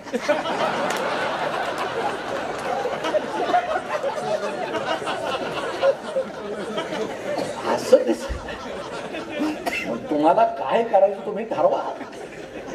मग जुन्या काळी हे नव्हतं का, सरकारी दवाखाने होते. आमच्या गावामध्ये एक डॉक्टर होते, मला आठवतं, खाली ते राहायचे, वर त्यांचा दवाखाना होता, आणि जिन्यावरची पाटी मला अजून आठवते. डॉक्टर बेंदूरकर, दवाखाना वर जाण्याचा रस्ता. त्यामुळे वर गेलेला पेशंट खाली गेल्याचा याचा भरोसा नसायचा. पण तरी सगळं आमचं गाव जिवंत होतं, छान डॉक्टर होते. सरकारी दवाखान्यात आम्ही आधीमध्ये जायचो. आजीनं मला एकदा नेलं सरकारी दवाखान्यामध्ये. 5-6 पेशंट असे उभे होते रांगेत. डॉक्टर म्हटले तिथं उभा राहा. सरकारी डॉक्टरांचं मला एक कौतुक वाटतं, ते हात न लावता ओळखतात ताप किती आहे. हुशार असतात, सरकारी असतात. मग तुला काय आजार आहे, इकडे बाबा. एक टेबलावर एक मोठी गोळ्यांची बरणी ठेवलेली होती, पांढऱ्या गोळ्यांची, पेपरचे कपटे कापून ठेवलेले होते. मग तो पेशंट जवळ गेला की काहीतरी त्याला विचारायचे काय आजार आहे. मग असे मूठ भरून गोळ्या घ्यायचे, ते बांधायचे. डॉक्टर किती खायचे, काय अडचण नाही, बरणी भरलेली आहे, एक्सपायरच होणार आहे. घरूनच काचेची बाटली न्यायची औषधाला, मग भाडकन तो ड्रम ओतून द्यायचे. किती चमचे, काय नाही, ड्रम भरलेले आहे, पेत राहा, बरा होस तर पेत राहा. अहो ते 5 पेशंट काही दिवसानं फिरायचे गावामध्ये असे. त्याचं कारण असं होतं की सगळं सेंद्रिय होतं शरीरामध्ये. आणि मला डॉक्टरांनी गोळ्या दिल्यावर ती जी गोळी होती, तुम्हाला सांगतो, बर्लीतली पांढरी गोळी सरकारी, तिचा आणि घशाच्या आकाराचा काही संबंध नव्हता. म्हणजे माणूस आजारातून वाचेल पण ती गोळी गुंतून मरतो काय, एवढा नको. परंतु तरी माणसं असे आनंदी होते. त्यावेळेस कोणाच्या पांढऱ्या पेशी मरत नव्हत्या. आता प्रत्येकाच्या मरायला लागल्या, कारण आता पांढऱ्या पेशी निर्माण करणारे औषधं आले. पूर्वी पांढऱ्या पेशी मेल्या असं जरी जाणवलं तरी आपल्या पपईच्या पानाचा रस करायचा, दिवसातून 3दा पिले की 3 दिवसामध्ये पांढऱ्या पेशी पुन्हा झपाट्यानं वाढायच्या. हे आमचं सगळं जुनं शास्त्र. आता सगळं गेलं, आता हे सगळं नवीन आलं. आणि या अस्वास्थ्यामध्ये आम्ही जगताना आमच्या पालकाला जर कमी मार्क्स असतील तर जबाबदारीच्या पदावर त्याला न घालणं हे आमचं कर्तव्य आहे, हे आमचं म्हणजे एक दायित्व आहे असं मला वाटतं. म्हणून विनाकारण त्यांच्या अपेक्षाभंग होण्यापेक्षा माझ्या मुलाला काय येतं त्याची क्षमता जर आपण पाहिली, जोखली, आणि त्याच पद्धतीनं त्याचं भविष्यात जर त्याला हे केलं तर आपला अपेक्षाभंग होत नाही. परंतु हे सगळं होताना काही आमची माणसं या जगामध्ये आनंदच नाही असं त्यांचं मत आहे. कुठं आनंद आहे? पॉंडिचेरीपासून जवळ एक गाव आहे काही किलोमीटर, आणि ते चेन्नईपासून 150 किलोमीटर अंतरावर आहे. त्या गावाला काहीतरी मला नीटचं आठवत नाही, त्या गावाला काहीतरी विशिष्ट नाव आहे. तुम्ही जर तिथं कधी गेलात, ॲरोव्हिला काहीतरी नाव आहे, ॲरोव्हिल. तुम्ही जर तिथं कधी गेलात तर जगातल्या 69 देशातले लोक तिथं आहेत. तिथं पैसे नाही, न्यायालय नाही, पोलीस नाही, काहीच नाही. तिथं जायचं ना आपल्याला जे येतं ते आनंदानं करायचं. प्रत्येकाला ॲरो कार्ड दिलेलं आहे, त्या कार्डवर सगळे जगतात आणि आनंदानं जगायचं. कोणी कोणाशी भांडायचं नाही, कारण मिटवायला पोलीस नाही, न्यायालय नाही, पैसेच नाही, त्यामुळे विषयच नाही. 1968 का 64ला ते स्थापन झालं. तसे खेडे भारतामध्ये खूप स्थापन व्हायला पाहिजे होते, झाले नाही. याचा अर्थ काय? तिथं नळ नाहीत भांडायला, तिथं बांध नाही कोरायला. म्हणजे आपल्या लोकांना सवय आहे की मला काहीतरी आपल्या आयुष्यात जर थ्रिल यायचं असेल तर मी भांडलं पाहिजे. मग आनंद कुठं आहे ते आम्हाला समजत नाही, पण सगळीकडे आनंद आहे. तुम्ही आजूबाजूला पहा, सोपा आहे. तुम्ही पहाटे फिरायला बाहेर पडता का? पडतो आम्ही बाहेर, कारण आमचं प्रकृती चांगली राहायला पाहिजे. आता पुरुषाचं पोट जर मोठं झालं तर ती चिंता कोणाची आहे? त्याची स्वतःची आहे ना, त्या जगाची आहे. पण तुम्हाला सांगतो ते पहाटे फिरताना काहींचे चेहरे तुम्ही पहा, एरंड पेल्यासारखे असतात. म्हणजे भारत चीन युद्ध सुरू होणार आहे आणि पहिला बॉम्ब याच्या चेहऱ्यावरच पाडणार आहे. असा चेहरा असतो. मग बाकीचे फिरायला आलेले म्हणतात आलं बाबा हे आता काय, म्हणजे दिवसभर होणारी वाईट गोष्ट याच्या चेहऱ्यावर थोपवली जाते. मग थंड वारा सुटलाय, फुलं फुललेत, आपण कसं छान असं फिरलं पाहिजे की नाही. रस्त्यावर किती आनंद आहे, आजूबाजूला पहा सगळा आनंदच आहे. सगळे माणसं पहा, त्यांच्या तरा पहा, त्यांच्या गमती पहा. काही जण कुत्री घेऊन फिरतात, आपल्याला कुत्रं नाही, दुःख मानायचं का नाही मानायचं. त्याच्याकडे बघा, कुत्रं मोठं असतं, हा नुकडा असतो, कधी कधी कुत्रंच त्याला घेऊन फिरतं. मनात आनंद होतो की नाही आपल्याला, कसं ओढतंय बघ, कसं ओढतंय बघ, असं असतंय. आणि तुम्हाला सांगतो, रस्त्यानं चालताना तुम्हाला जर जोडपं दिसलं एखादं, तर त्यांचं लग्न होऊन किती दिवस झाले हे ओळखायची सुद्धा एक पद्धत आहे मनातली मनात. ती फक्त तुम्हाला मी सांगतो. म्हणजे कोणी जोडपं होऊन बाहेर फिरत असेल तर त्यांनी इलाज नाही त्याला. पण तुम्हाला गंमत सांगतो, ते जर एकमेकांना टाळ्या देत आहेत, छान असे चाललेत, हसतायत, तर समजायचं 1-2 वर्ष झाले यांना लग्न होऊन. थोडेसे तुटक दिसले 4-5 वर्ष झाले. अर्धा किलोमीटर दिसले 20-25 वर्ष होऊन. आणि पुन्हा एकत्र दिसले की ओळखायचं 40 वर्ष होऊन गेले आणि दोघांनाही समजलं आपल्याला एकमेकाशिवाय आता दुसरं कोणी नाही. किती सोपं आहे. मग या सगळ्या गमती पाहत पाहत आम्ही रस्त्यानं फिरलं पाहिजे. तुम्हाला गंमत सांगतो, एकदा मी फिरायला बाहेर पडलो पहाटची वेळ. थोडंसं धोरकट अंधारलेलं होतं, चेहरे दिसत नव्हते. मी असं झरझर झरझर चालताना कुणीतरी स्त्री माझ्या जवळून गेली आणि मला म्हटली गुड मॉर्निंग. आता मी म्हटलं गुड मॉर्निंग, कोण म्हणणार नाही? तुम्ही सांगा कोण म्हणणार? तुमच्यात आहे का कोणी म्हणणार नाही? असं म्हणणारच, वय काही असो, प्रतिक्षिप्त क्रिया आहे म्हणतं माणूस. मी म्हटलं, घरी आलो, आता असा चेहरा लपत नाही, कलपतो, काहीतरी हसतो माणूस, हळूच थोडा आनंदी असतो. मग बायको म्हटली आज जरा आनंदी दिसताय. म्हटलं नाही तसं नाही, काहीतरी वेगळं झालंय म्हणे, सांगा आनंदी दिसताय. म्हटलं काय नाही, सोपी गोष्ट आहे. मी असं फिरायला चाललो होतो, कुणीतरी स्त्री माझ्या जवळून गेली आणि मला गुड मॉर्निंग म्हटली. ती म्हटली मीच होते.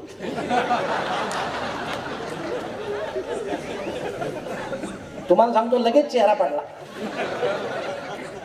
ती म्हटली हा कुठला आनंद आहे? बायको म्हटल्यावर दुःख, परस्त्री म्हटल्यावर आनंद. आनंद कुठे आहे? आपल्या जवळ आहे. आपली पत्नी वेळेला आपली आई होते, आजी होते, मुलगी होते, त्या विविध रूपात आपण तिला पाहतो का? पत्नीकडे आपण असं पाहतो का तो आनंदाचा झरा आहे? नाही पाहता. भारतीय माणूस दूरदृष्टीचा आहे, पण वेगळ्या अर्थानं दूरदृष्टीचा आहे. तो जवळचा आनंद सोडून दूरदृष्टीनं कुठं दूरवर आनंद मिळतो का तो शोधत असतो. तो दूरवरचा मिळत नाही तोपर्यंत जवळचं जाण्याची दाट शक्यता असते. असंही कधी कधी होतं. पण माणसांनाही सवय आहे. मग व्यायामाच्या बाबतीत तर आम्ही अशा, काही जण पहाटेच उठतात, TV समोर बसतात.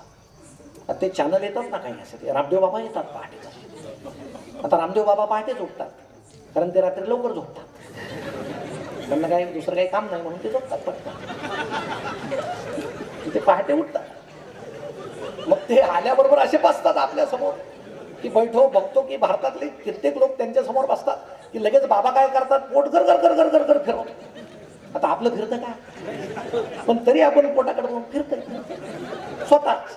कसलं फिरतंय डोक्याच? अहो आपल्याला पोटासाठी घर घर फिरावं लागतंय दिवसभर, कुठं त्यांच्या नादी लागतात. मग बाबा काय करतात, पाय घेतात पटकन गळ्यात घालतात. आपणही पाय घेतो, कसा बसा गळ्यात घालतो. बाबा पटकन काढतात, आपला निघतो काय नाही. मग बायकोला काय म्हणायचं, एवढा पाय काय? ती सांगते काय नाही दुसरा घालते. नाहीतरी दिवसभर तुम्ही याचे पाय त्याच्या गळ्यात गुंतवूनच फिरता, त्याच्यापेक्षा तुम्हीच बसा ना. असे गंमत असते. परंतु हे सगळे प्रकार केले पाहिजे. म्हणजे योगासनं, एक मनुष्य योगासनं करत होता, दुसरा त्याला म्हटलं तुम्ही काय योगासनं करता हो? तो म्हटलं का करता म्हणजे त्यांना आपले जगण्याचे वर्ष वाढतात. मग एवढं जगून काय करायचं? ते म्हटलं योगासनं करायची. ही गंमतच आहे. जास्त जगायला योगासनं करायची, जास्त जगून योगासनं करायची. तुम्ही कडक पथ्य पाळता का पाळता? मला खूप जगायचं. का जगायचं? पथ्य पाळायचं. अहो हे सोडून जगात दुसरे आनंद आहेत, हे कधी तुम्ही भोगणार आहात. पण आम्हाला कुरकुरायची सवय आहे. एखाद्याची समजा अँजिओप्लास्टी झाली, 2 स्टेन टाकल्या, पडला घरात. तुम्ही खरं सांगा, घरात पडल्या पडल्या आपली काय अपेक्षा असते? सगळे आपल्याला भेटायला आले पाहिजे. जो येणार नाही आपण बायकोला काय सांगतो, ते त्याला कळवलं नाही का? तू त्याला सांगितलं नाही का? मग ते बाकीचे सगळे पाहुणे रावळे वगैरे येतात. आता ते सफरचंद वगैरे घेऊन येतात. सफरचंदच का, तो कुठेही दिसतो आणि स्वस्त असतो असं ते घेऊन येतात बो सफरचंद. आता ते घरातले ते महिनाभर सशक्त होतात त्या सफरचंदावर. म्हणजे पेशंट सोडून बाकी सगळे सदृढ होतात. म्हणून तसं एखादं पेशंट कायम घरामध्ये पाहिजे आपल्या. फक्त ते आपण नसावं एवढंच आहे. आणि मग कोणी आला की याची लगेच नव्यानं सुरुवात होते. अहो मागच्या शनिवारी काय झालं म्हणजे काय झालं, पहाटे उठलो असा घाम आला, चमक उठली, डावा हात दुखायला लागला, असा तरतरून घाम आला, ऐकणाऱ्याला घाम येतो. आता तू ज्याला सांगतोय 2 स्टेन टाकल्या त्याचं बायपास झालेलं आहे, कशाला सांगतो? आता तो सांगतो बाबा अरे 2 स्टेन टाकल्या मला अख्खा फाडला होता. पण आपलं मत काय आहे, माझं दुःख सगळ्यात मोठं आहे. मित्रांनो, तुमचं दुःख अजिबात मोठं नाही, तुमचं दुःख अतिशय छोटं आहे. तुमच्यापेक्षा या जगात फार मोठं दुःख आहे. पण मनुष्याला सवय असते माझं दुःख मोठं आहे आणि ते दुःख वाटत फिरायचं. आम्ही आनंद वाटत नाही, आम्ही दुःख वाटतो. तुम्ही आनंद वाटा, जेवढा आनंद वाटाल तेवढा आनंद मिळेल. तुम्ही देवाला सुगंधी फुलं वाहता, देवाला सुगंधी फुलं वाहिल्यानंतर तुमच्या हाताचा सुद्धा सुगंधी वास येईल. तसं आनंद वाटल्यानंतर आपला आनंद सुद्धा वाटेल. शिकलं पाहिजे. पण आता आम्ही आमच्या पुढच्या पिढीकडं हा आनंद देताना परंपरा पाळत नाही, त्यांना सांगत नाही.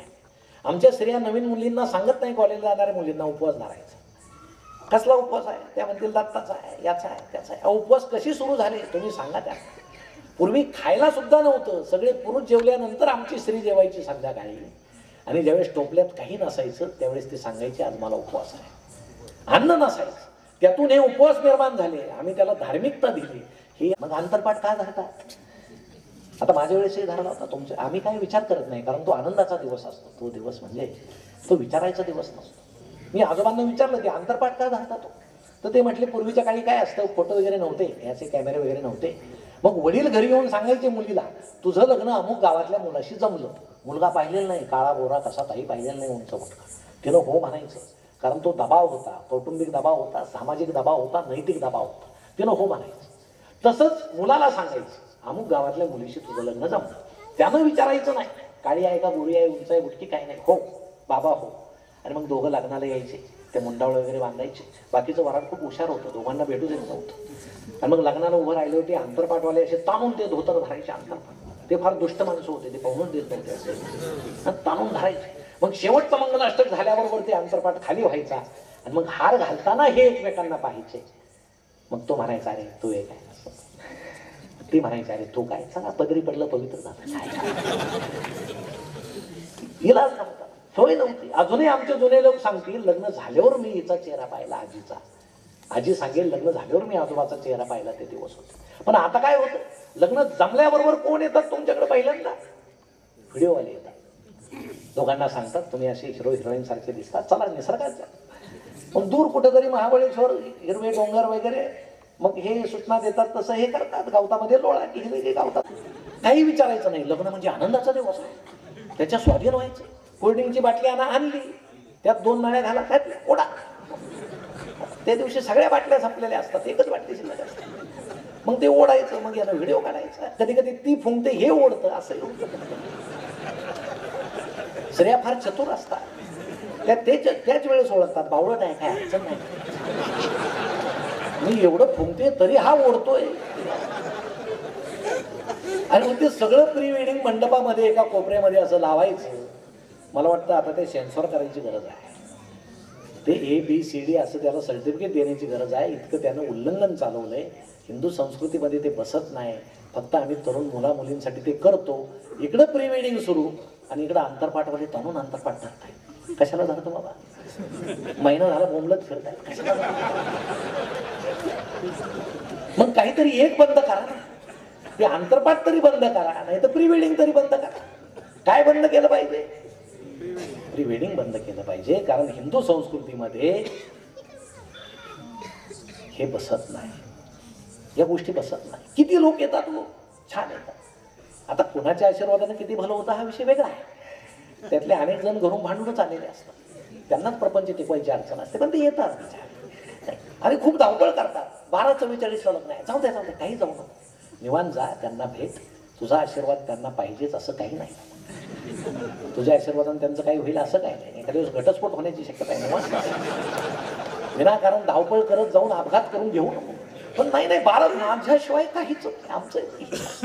आणि मग जुना काळ यांना सांगा कसा होता, कसं होता जुना काळ? केटरर्स होते का? एवढं स्वयंपाक कसे करायचे? आमच्या गरिबाच्या घरी कसे लग्न व्हायचे? ते मंडप कसा असायचा? वाऱ्यानं उडायचा. लग्न लागल्याबरोबर जे खाली पंगत बसे ते पंत्रवळ्या असतात. नवीन मुलांना तर माहीतही नाही. जमिनीत त्यात फारसा फरक नसायचा. आणि त्याला अनेक छिद्र असायचे, त्यावर द्रोण द्यायचे, त्या द्रोणात सार ओतला की तो शेजारीच्या पंत्रवाळीत जायचा, मग त्याच्या खाली भात ठेवायचा, त्या भातात द्रोण ठेवायचा. प्यायची तर सोयच नव्हती, प्यायला उचलला की तो मध्येच त्या विसर्जित व्हायचा. फार गमती असायच्या. आणि मग जुन्या काळामध्ये लापशीसारखा एखादा पदार्थ करायचे, आपल्याकडे करतात ना, गूळ टाकून त्या भरडा वगैरे करतात, आमच्याकडे करायचे.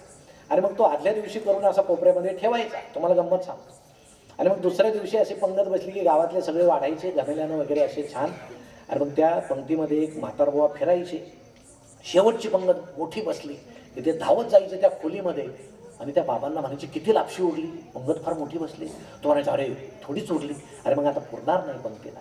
आणि सगळं गाव म्हणेल यांच्या लग्नामध्ये गोड पदार्थ पुरला नाही, काय करायचं? ते बाबा म्हणायचे, घाबरू नको, आपल्याकडे सगळ्या गोष्टी आहेत. मग एक तापवलेली लोखंडी पहार असायची जवळ छोटीशी. आणि मग ते बाबा त्या एखाद्या फाडक्यानं ती पहार धरायची आणि त्या लापशीच्या ढिगाऱ्यामध्ये अशी खुपसायची. आणि ती पहार खुपसल्याबरोबर सगळ्या लापशीला करपट वास लागायचा. आणि ते कोणी खात नसायचं. थोडी थोडी वाढायची, नाकाजवळ आणली का नको बाबा वास पुरायची लापशी. त्या साराच्या कडे मोठी बाटले घेऊन भरायचे 4-5 जण. शेवटची पंगत मोठी बसली, भाडकन पाणी ओतून द्यायचे. अहो शेवटच्या पंक्तीला निवळ पाणी यायचं, म्हणजे चेहरा दिसेल त्यात असं पाणी यायचं. परंतु कोणी तोंड वेंगाडलं नाही, कारण एक समाधान होतं. या बिचाऱ्यानं मला लग्नाला बोलवलंय, यानं जे केलं ते गोड मानून आपण घेतलं पाहिजे, असा समजूतदारपणा होता, असं समाधान. आई यायची. बहुतेक स्त्रिया जेवत नसायच्या पूर्वी, आणि आता जेवताना आधी पुरुषच बसतात, अजूनही बसतात ना. आता जिजाऊ सावित्रीबाईनं किती क्रांती केली तरी एवढी क्रांती काय होत नाही. आपल्याकडे आधी पुरुषच बसतात, तुम्हाला सांगतो. आणि नाही बसू दिलं त्यांना अवघड आहे. मी एकाला विचारलं, ते आधी पुरुषच का बसतात, स्त्रिया का बसत नाही? तर ते म्हणजे ते फार गप्पा मारत जेवतात ना, फार उशीर होतो. आणि आमचं कसं असतं, पुरुषांचं पटकन गिळलं म्हणजे रवंथ करत गावभर खेळायला मोकळे होतो आम्ही असं. म्हणून पुरुषांना पटकन ते खाल्लं पाहिजे. मग स्त्रिया नंतर राहायच्या. मग आई काय करायची, ते ताट वगैरे तांबे घेऊन यायची, ती लापशी घ्यायची, तांब्यामध्ये सार घ्यायची, घरी जायची. संध्याकाळी पुन्हा सगळं कुटुंब ती लापशी आणि सार प्यायचं, खायचं. दुसऱ्या दिवशी आई ती लापशी अंगणामध्ये वाळू घालायची. जास्त चिमण्या आल्या तर समजायचं ही लापशी श्रीमंत घरची होती, कारण त्या लापशीमध्ये शेंगादाणे जास्त असायचे, खोबऱ्याचे तुकडे जास्त असायचे. चिमण्याच आल्या नाही तर समजायचं ही लापशी गरिबा घरची होती, त्यामध्ये शेंगादाणे नसायचे, खोबरं नसायचं. मग संध्याकाळी पुन्हा ती वाळवलेली लापशी पुन्हा शिजवायची, पुन्हा सगळ्या कुटुंबानं खायची. ती शिळी लापशी पोटात गेली तरी कुणाला आजीर्ण होत नव्हतं, पोट दुखत नव्हतं, कारण त्यामध्ये एक समाधानाची लाळ त्या लापशीबरोबर आत जायची. आता ताजं अन्न खाऊन सुद्धा आमचे पोटं का बिघडतात, आम्ही समाधानानं जेवत सुद्धा नाही, हे त्याचं कारण आहे. हा तो फरक आहे पूर्वीचा आणि आत्ताचा. पुऱ्या कोण करायचं, ज्याचं श्रीमंताच्या घरी फक्त पुऱ्या व्हायच्या. मग केटरच नव्हते, एवढ्या पुऱ्या कोण करायचे?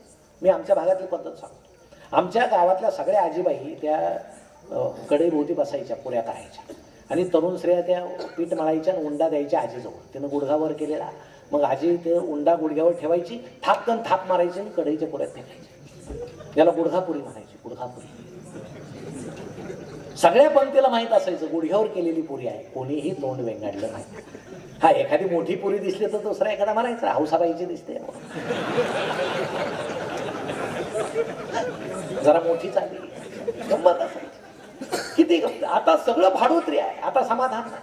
अहो त्या मंडपाच्या दरवाजामध्ये गंध लावणाऱ्यापासून सगळे भाडोत्री. मग तो कसा गंध लावणार, असा खेळा ठोकल्यासारखा दान करतात. एक गंध लावलं की आठाने मिळतात, त्यात प्रेम नाही, स्नेह नाही, माया नाही, आपुलकी नाही. आणि हे सगळं यंत्रवत जग असल्यामुळं समाधान कुठंतरी हरवलंय. हे समाधान आम्हाला कुठून मिळेल? म्हणून जुन्या परंपरा, चालीरीती आमच्या या नव्या पिढीला सांगितल्या पाहिजे, समजून सांगितल्या पाहिजे.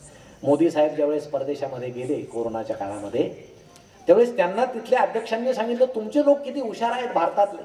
पहिल्यापासून त्यांच्या गळ्यामध्ये मास्क होते, म्हणजे उपरणं वगैरे आमचे लोक, आणि पहिल्यापासून ते हातात हात देत नाही, दुरून नमस्कार करायचे. किती भारतातली पद्धत चांगली आहे. आमचे जुने लोक ते करायचे, रामराम म्हणायचे, नमस्कार म्हणायचे, हात जोडायचे. ही आमची जुनी प्रथा आहे. आता नवीन पोरांना ती मान्य नाही. हाय बाय चालतं. देवाला सुद्धा असा फ्लाईंग नमस्कार करतात, जातात गाडीवरून असं हात उडवतात, देवाला 2 बोटं करायचे, चाललो परीक्षेला वगैरे.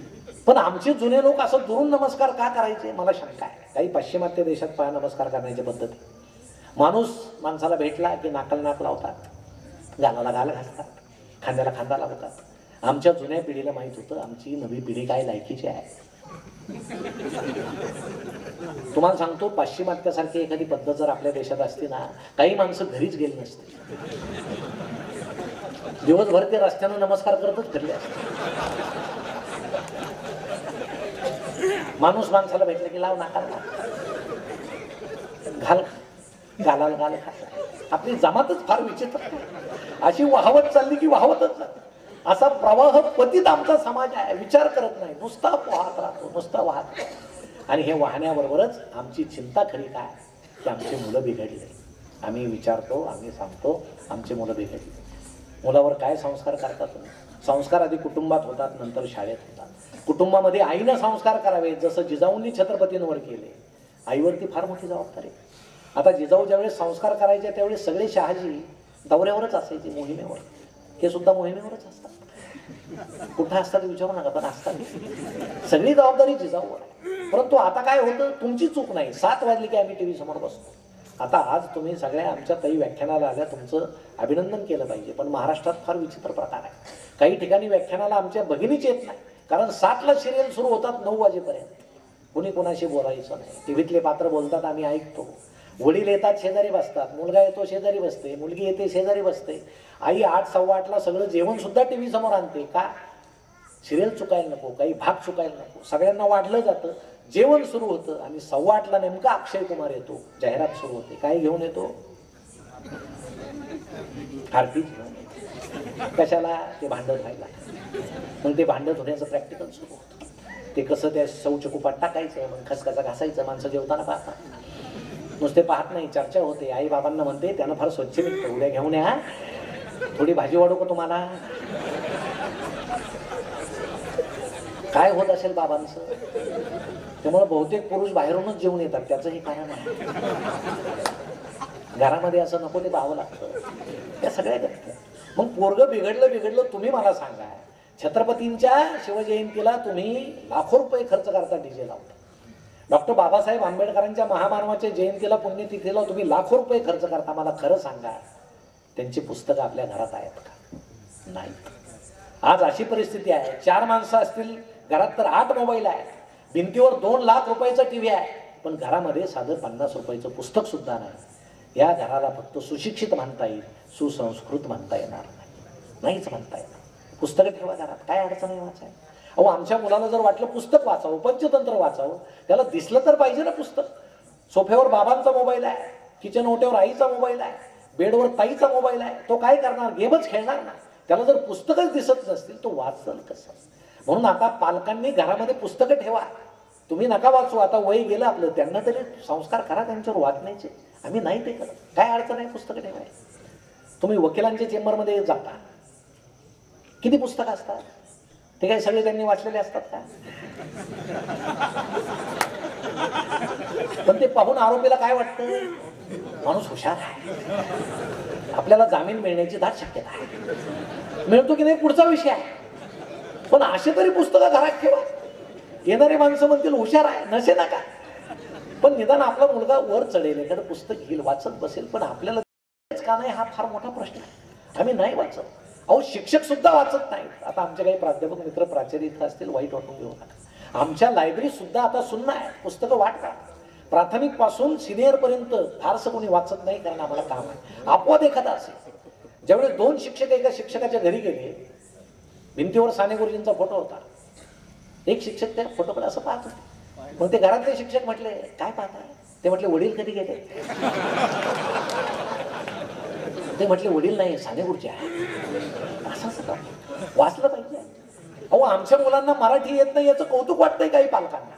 त्याला मराठीच येत नाही, त्याला इंग्रजी येते. अहो, उद्या तो इंग्रजीत तुम्हाला शिवाय देईल, त्यावेळेस तुम्हाला कसं वाटेल? 1 ते 100 अंक इंग्रजी येत आहेत, मराठी येत आहेत का? नाहीये. मग तो समाजात कसा वावरेल? तुम्ही त्याला किराणा दुकानात पाठवलं, 20 रुपयाची साखर आणि त्याला मराठी 20 आकडाच माहित नाही, काय करेल तो? शाळेला सांगा, तुम्ही सुद्धा त्याला मराठी शिकवा, इंग्रजी शिकवा. अहो, मराठी इतकी सुंदर भाषा. आता तिला अभिजात भाषेचा दर्जा मिळाला. आम्हाला त्याचं काही घेणं देणं वाटत नाही. किती छान भाषा आहे. काना मागून आली आणि तिकड झाली, मजेशीर आहे. याच्या मागे सगळा इतिहास आहे. मिरची लावतात लोक, मिरचीला आधी रोप येतं, मग त्याला मिरची येते. म्हणून आमचे जुने लोक म्हणायचे, पाना मागून आली आणि तिखट झाली. कोणीतरी पानाचं डोंबडून कान केला, तेव्हापासून काना मागून आली आणि तिखट झाली. इतिहास आहे, या मराठीला इतिहास आहे. झाकली मूठ कुठून आली मग मजेशीर आहे. फार पूर्वी पुजारी होते एका मंदिरामध्ये आणि त्यांना समजलं महाराज येणार आहे दर्शनाला. मग त्यांनी ऋण काढलं, कर्ज काढलं, सगळं मंदिर सजवलं, रोषणाई केली. महाराज आले आणि चाराने टाकून गेले. पुजारी म्हटलं आता हे काही माणसं असतात दिसायला मोठे पण काहीच करत नाही. पुजारी म्हटले यांच्या भरोश्यावर कर्ज काढलं, फेडायचं कसं. 2 दिवसानं दौंडी दिली त्यानं गावामध्ये, त्या राज्यामध्ये, की महाराज दर्शनाला आले होते देवीच्या. एक मौल्यवान गोष्ट ते देवीच्या चरणी वाहून गेलेले आहेत, त्याचा लिलाव मी मंदिराच्या प्रांगणात ठेवणार आहे, सर्व धनिकांनी जमा व्हावं. अहो धनिक म्हटले महाराज आले म्हणजे काय टाकलं असेल, माणिक मोती पाचूक सगळे धनिक जमा झाले. त्या पुजाऱ्यानं चाराने असे मुठीत पकडले. बोला कुणाला माहित चाराने. एक धनिक म्हटला 60,000 मोहरा, दुसरा म्हटला 70,000 मोहरा. हिरा हिरा असेल, माणिक असेल, मोती असेल. ते पाहिले एका सैन्यानं, तो धावत गेला म्हणे महाराज असा असा लिलाव सुरू आहे. पुजाऱ्यानं जर मूठ उघडली तुमचं काय खरं, सगळ्या राज्यात तुमची छिथू होईल. महाराज म्हटले धावत जा आणि त्याला सांग 1.25 लाख देतो पण मूठ उघडू नको. तेव्हापासून झाकली मूठ. आमच्या सगळ्यांच्या मुठी झाकलेल्या आहेत. गंमतच आहे. मग हे कोणी शिकायचं, हे कोणी करायचं. ठीक आहे इंग्रजी जागतिक भाषा आहे, इंग्रजी शिकलीच पाहिजे. मराठी ज्यावेळेस पोटाची भाषा होईल, मराठी ज्यावेळेस नोकऱ्या घेईल त्यावेळेस मराठीला महत्व येईल. पण ती आमच्या आईची भाषा आहे म्हणून शिकायचंच नाही का. काही बिघडत नाही इंग्रजी नसली तरी. आमच्या एका जुन्या गुरुजींना इंग्रजी एकच शब्द माहित होता, काय गेट आउट. आणि ते एके दिवशी वर्गात एक पोरग बडबड करायला लागलं, त्याला म्हटलं गेट आउट. ते बिचारं गेलं ना असं राहिलं दारोजाला राडका चेहरा म्हणून उभं राहिलं. आता थोड्या वेळानं गुरुजींना वाटलं की याला आत बोलवलं पाहिजे. पण जर इंग्रजीत हाकललं तर इंग्रजीतच बोलवलं पाहिजे. पण आता हात यायला काय म्हणतात त्यांना माहीतच नाही. मग शेवटी गुरुजी बाहेर गेले, त्याच्या मागे गेले आणि वर्गाकडे बोट करत म्हणाले गेट आउट. पोरगं आलं वर्गात. काही भाषे वाचून बिघडत नाही आली नका एवढ्या. तुम्हाला सांगतो आम्हाला इतकी हौस. अहो एक पालक एका शिक्षकाला म्हटले माझ्या मुलाच्या उच्चाराकडे लक्ष द्या, इंग्रजीच्या शिक्षकाला. ठीक आहे. मग वर्गामध्ये त्याने उभं केलं त्या मुलाला. म्हणे मन बाळ इलेक्ट्रिसिटी. पोरगं म्हटलं इलेक्ट्रिसिटी. सर म्हटले सिटी. पोरगं म्हणायचं टीटी. तासभर हाच खेळ सुरू होता. तुम्हाला सांगतो पिरियड संपल्यावर सर त्याच्या नादाने इलेक्ट्रिसिटी म्हणायला लागले. संध्याकाळी त्याचे वडील भेटले चौकामध्ये. म्हणे तुमचा मुलगा सुधरेल असं वाटत नाही. म्हणे काय झालं. अहो तो इलेक्ट्रिसिटीला इलेक्ट्रिसिटी म्हणतो. त्याचे वडील म्हटले जाऊ द्या सर, त्याच्या बुद्धीची कॅपॅसिटीच तेवढी आहे. सरांना तर धाकट वाटतं. पोरगा आता इलेक्ट्रिसिटी म्हणतोय, बाप कॅपॅसिटी म्हणतोय. यांच्या घरात टीटीचे इंजेक्शन जास्त दिले. दुसऱ्या दिवशी सर निघाले शाळेमध्ये. आजोबा बसलेलं होतं. म्हणे तुमच्या घराची भानगड काय. म्हणे काय. अहो नातू इलेक्ट्रिसिटीला इलेक्ट्रिसिटी म्हणतो, त्याचे वडील कॅपॅसिटीला कॅपॅसिटी म्हणतात काय. आजोबा म्हटले सर इकडे आहे. सरांच्या कानात म्हटले आहे ते बरं आहे, कृपया प्रकाराची पब्लिसिटी कुठं करा. आता असं एखादं अख्खं घर जर भेटलं, सरांचे उच्चार बिघडतील, पोराचे सुधारणार. पण आमच्या पोराचं न्यून आम्ही कधीही पाहत नाही. आमचा तो कोण बाब्या, दुसऱ्याचा काय, आमचा का बाबू, दुसऱ्याचा बाब्या, असं ते आमचं सुरू असतं. पण जाताना एक तुम्हाला सांगतो, घरामध्ये पुस्तकं का ठेवायचे. कारण पुस्तकानं जे आमचे जुने लोक, राम गणेश गडकरींपासून किती विनोदी लेखक होते. मोबाईल नव्हते, रेडिओ नव्हते, असे बोलता बोलता विनोद करायचे. गडकरींच्या भावाच्या उशीखाली एकदा विंचू निघाला. उठल्याबरोबर तो म्हटला माझ्या उशीखाली विंचू निघाला. गडकरी म्हटले दगडाखाली दुसरं काय निघणार. तो हसायला लागला, गडकरी हसायला लागले, बजा होते. त्यांनी एकदा एक साहित्यिकावर काहीतरी लिहिलं. मॉर्निंग वॉकला ते साहित्यिक भेटले, टाकलेले होते. मग गडकरी त्यांना म्हटले नमस्कार. ते म्हटले मी मूर्खाशी बोलत नाही. गडकरी म्हटले मी बोलतो ना. सगळं आणि असं ते सगळं साहित्याचं जगणं, तंत्रज्ञानापासून दूर असलेलं किती आनंद द्यायचं. म्हणून तुम्ही का वाचावं त्यासाठी शेवटचं एक उदाहरण देऊन मी थांबेल. एका कॉलेजमध्ये एक तरुण मुलगा कॉलेजचा रोज जायचा आणि लायब्ररीत जायचा, पुस्तक बदलायचा. कादंबरी घे, कथा घे, कविता घे, रोज बदलायचं. सगळ्या प्राध्यापकांना सगळ्यांना कौतुक होतं, किती मोठा वाचक आहे, रोज वाचतोय. पण खरं कारण वेगळं होतं. त्या लायब्ररीयन खूप सुंदर होत्या म्हणून हा जायचा. काही दिवसांनी त्याला असं वाटलं आपण हिच्याशी लग्न केलं पाहिजे. पण त्यावेळेस मोबाईल नव्हते. मग त्यानं काय केलं, पत्र लिहिलं. पत्र देण्याचं धाडस होईना. शेवटी जो फर्स्ट सेक्शनमध्ये गेला त्याने एक दिवस आत्महत्या केली. सगळ्यांना वाईट वाटलं की अरे चांगला वाचक होता. काही प्राध्यापक म्हटले जास्त वाचल्यामुळे गेला असेल. तर इथपर्यंत ठीक आहे. दुसरी गंमत अशी की त्यानं आत्महत्या केल्यापासून ती मुलगी रोज रडत होती लायब्ररीत. मग एका प्राध्यापकानं प्रिन्सिपलला सांगितलं, अहो ते असंच झालं, तो मुलगा गेला पण ती रोज रडते. मग प्रिन्सिपलनं तिला बोलून घेतलं. म्हणे अरे बाळ जाऊ दे म्हणे, आता चांगला वाचक होता तो गेला, आता तू का रडते, 15 दिवस झाले तू रडते. म्हणे काय सांगायचं असं, मी त्याला रोज पुस्तकात घालून चिठ्ठी देत होते, रोज न चुकता. त्यानं एकही दिवस पुस्तक उघडलं नाही.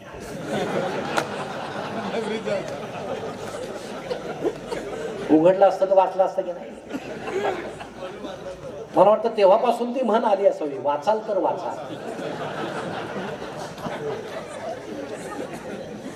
आता आमचे काही जुने लोक तुम्ही लक्ष ठेवा बरं का, घरी गेल्यावर रात्री पुस्तक उचकतील जुनं दिलेलं. त्यावेळेस काही नीट झालंय का चुकून असं. खूप आनंद मला वाटला की एका आध्यात्मिक शहरामध्ये गेल्या 16 वर्षापासून आपण ही व्याख्यानमाला भरवत आहे. आणि एक सांगतो, आनंदी राहायला काही लागत नाही. आमचे काही जुने लोक इथं आहेत, त्यांच्याविषयी थोडं बोलेल. ते म्हणतील की सगळे आनंदी राहतात, आमचं काय. कारण जुन्या लोकांचं कसं असतं, जसं वय होईल माझ्याकडे दुर्लक्ष होत चाललंय, माझ्याकडे घरचे पाहत नाहीत, असं त्यांचा एक समज असतो. पण जसं वय होईल आपलं वर्तन, आपलं वागणं सुद्धा बदललं पाहिजे. आपल्याला आनंदी राहायचं ना, लवचिक झालं पाहिजे. आपण करते होतो, जीवनभर करते होतो, आता वय झालं, मुलगा करता झाला, जाऊ द्या ना. आपण हिरो होतो, आता प्रेक्षक होऊ दे त्याला करता. नाही समजा त्यांना आपण कधी काळी घेतलेला ब्लॅक अँड व्हाईट टीव्ही विकला, विकू द्या. आपल्याला नाही विचारलं, कुणाच्या सांगण्यावर विकला आपल्याला माहित आहे. नाही बोलायचं. नवीन टीव्ही आला, लावला, दोघांना बोलून घ्यायचं, मुलाला सुनेला म्हणायचं मला कमी दिसायला लागलं, तुम्हाला किती काळजी आहे, जुना विकला मोठा टीव्ही आहे. त्यांना मनात लाज वाटेल की आपण बापाला विचारायला पाहिजे. हे बदलत पाहिजे. खेड्यामध्ये ज्यावेळेस 2 वृद्ध माणसं पारावर बसले, एक जण म्हटलं काय जमाना बदललाय. म्हणजे काय झालं, माझी सून चहा देताना डोक्यावर पदरच घेत नाही, रोज मला चहा देते पण डोक्यावर पदर घेत नाही. दुसरा म्हटला मला चहा देत नाही, तुला पदराचं काही पडलंय, गुपचूप घे ना बाबा, मिळतोय तर घे. ही परिस्थिती आहे, बदललं पाहिजे. आणि तुम्हाला खरं सांगू का, जसं वय होत जाईल निसर्ग आपल्या बरोबर असतो, तो आपली सोय करत असतो. वय होत जाईल तसं आपल्याला ऐकू यायला कमी लागतं. का, आपल्याविषयी चांगलं बोलणारे कमी होते, कोणी चांगलं बोलेल याचा भरोसा नसतो. म्हणून आपण हळूहळू कमी कमी ठार बहिरे व्हा. सून काही बोलू द्या, नुसतं हसायचं त्याच्याकडे. काही ते यंत्र आणून ते बोंडूस कानात घालू नका. ते कानात घातलं की फाडकन ऐकू येणार, दुप्पट आवाज असतो त्याचा. दुःखी व्हा. कशाला दुःखी होता, बहिरे व्हा. जसं वय होत जाईल दिसायला कमी कमी कमी होत जातं. काय, आपल्याला पाहण्यासारखं काही राहिलं तरी आम्ही पुन्हा जाळ ढाकण्याचे चष्मे घालून पाहतो. काय मग आता प्री वेडिंग पाहिजे, दुःख होईल की नाही. त्यापेक्षा दुसरं काहीतरी चाललंय, दिसू दे बघा. आम्ही करत नाही. आता एका कार्यक्रमात झालं, मी असं सांगितलं, एक बाबा नंतर मला भेटले. ते म्हटले आता माझा हात असा लटलट कापतोय, काय संबंध आहे, निसर्गाचा. म्हटलं कसं आहे, तुम्ही आता चहा फुंकू शकत नाही म्हणून हातात चहा घेतला की तो गार होण्यासाठी ते म्हणे असं आहे का, ठीक आहे तुम्ही म्हणाल तसं. गंमत. तर हे सूर्य उगवताना पूर्वेकडे एक लाली असते, छान आभाळ असं छान असतं, म्हणजे आपला जन्म होतो त्यावेळेस आनंद असतो. पण सूर्य पश्चिमेकडे मावळताना सुद्धा आभाळ लाल आणि सुंदर असतं. याचा अर्थ आम्ही वृद्ध झाल्यानंतर सुद्धा, आमचा मृत्यू होताना सुद्धा आम्ही सुंदरतेत मरू शकतो. फक्त ती भावना आमच्या मनामध्ये पाहिजे. ती भावना आहे, काही वाईट वाटू नये. आता ज्याला पेन्शन आहे त्यात बरोबर आहे, 25 तारखेपासून जरा चहामध्ये दूध आलं पडतं, सुंठ पडते. 1 तारखेला प्युअर चहा, पेन्शन काढून घेऊस तर. 2 पासून कोरा आयुर्वेदिक, 25 पर्यंत गेला असतं. कोणी म्हटलं की कोरा का पिता, आयुर्वेदिक आहे. असं गंमत. शेवटी सकारात्मकतेनं जरा इलाज नाही करा, सकारात्मक जगलं पाहिजे. एक बाई ज्यावेळेस रस्त्यानं चाललेल्या होत्या, पहिल्यापासून त्यांचा एक डोळा असा जरा दिसत नव्हतं त्यांना, एका बाजूने दिसतच नव्हतं, मुलगा हातामध्ये होता त्याच बाजूला. आणि त्या बाई असं म्हटल्या त्या मुलाला, बाळा आज या बाजूचे सगळे दुकानं बंद आहे. तो म्हटला आई घाबरू नको, येताना उघड दिलं. शेवटी कुठल्या डोळ्यानं आपण जगाकडे पाहायचं ते ठरवा, म्हणजे आपल्याला आनंद मिळेल. आकाशामध्ये ढग असतो, त्याच्याकडे आपण पहा. प्रत्येकाला वेगळे आकार दिसतात, जी आपली मनोभूमिका आहे. जग तसंच असतं, आपली भावना जशी आहे तसं जग दिसतं. लहान मुलीला त्यात परी दिसेल, कारण तिचं भावविश्व ते आहे. लहान मुलाला त्यात दप्तर दिसेल, कंपास दिसेल, खेळाचं साहित्य दिसेल, कारण त्याचं भावविश्व ते आहे. आमच्या स्त्रियांना त्यात एखादा नवीन घडणीचा दागिना दिसेल, कारण त्यांचं भावविश्व ते आहे. आता पुरुषांना काय दिसेल मी ते सांगत मला फार वेळ लागेल आणि ते सांगण्यासारखंही नसतं. त्यामुळं जसं आहे तसं आनंदानं राहा. आपल्या आनंदी राहण्यानं बाकीचे आनंदी व्हावे. आणि तुम्हाला एक सांगतो, तुम्ही असं समजू नका माझ्या दुःखी राहण्यानं जग दुःखी होईल. जग त्याच्या फार पुढं गेलेलं आहे. आपलं दुःख अतिशय क्षुद्र आहे. आपल्यापेक्षा मोठे दुःख या जगात आहे. माझ्या वाट्याला निसर्गानं कमी दुःख दिलं याचा आनंद माना आणि सगळे आनंदानं राहा. त्यासाठी तुम्हाला मनपूर्वक शुभेच्छा देऊन मी थांबतो.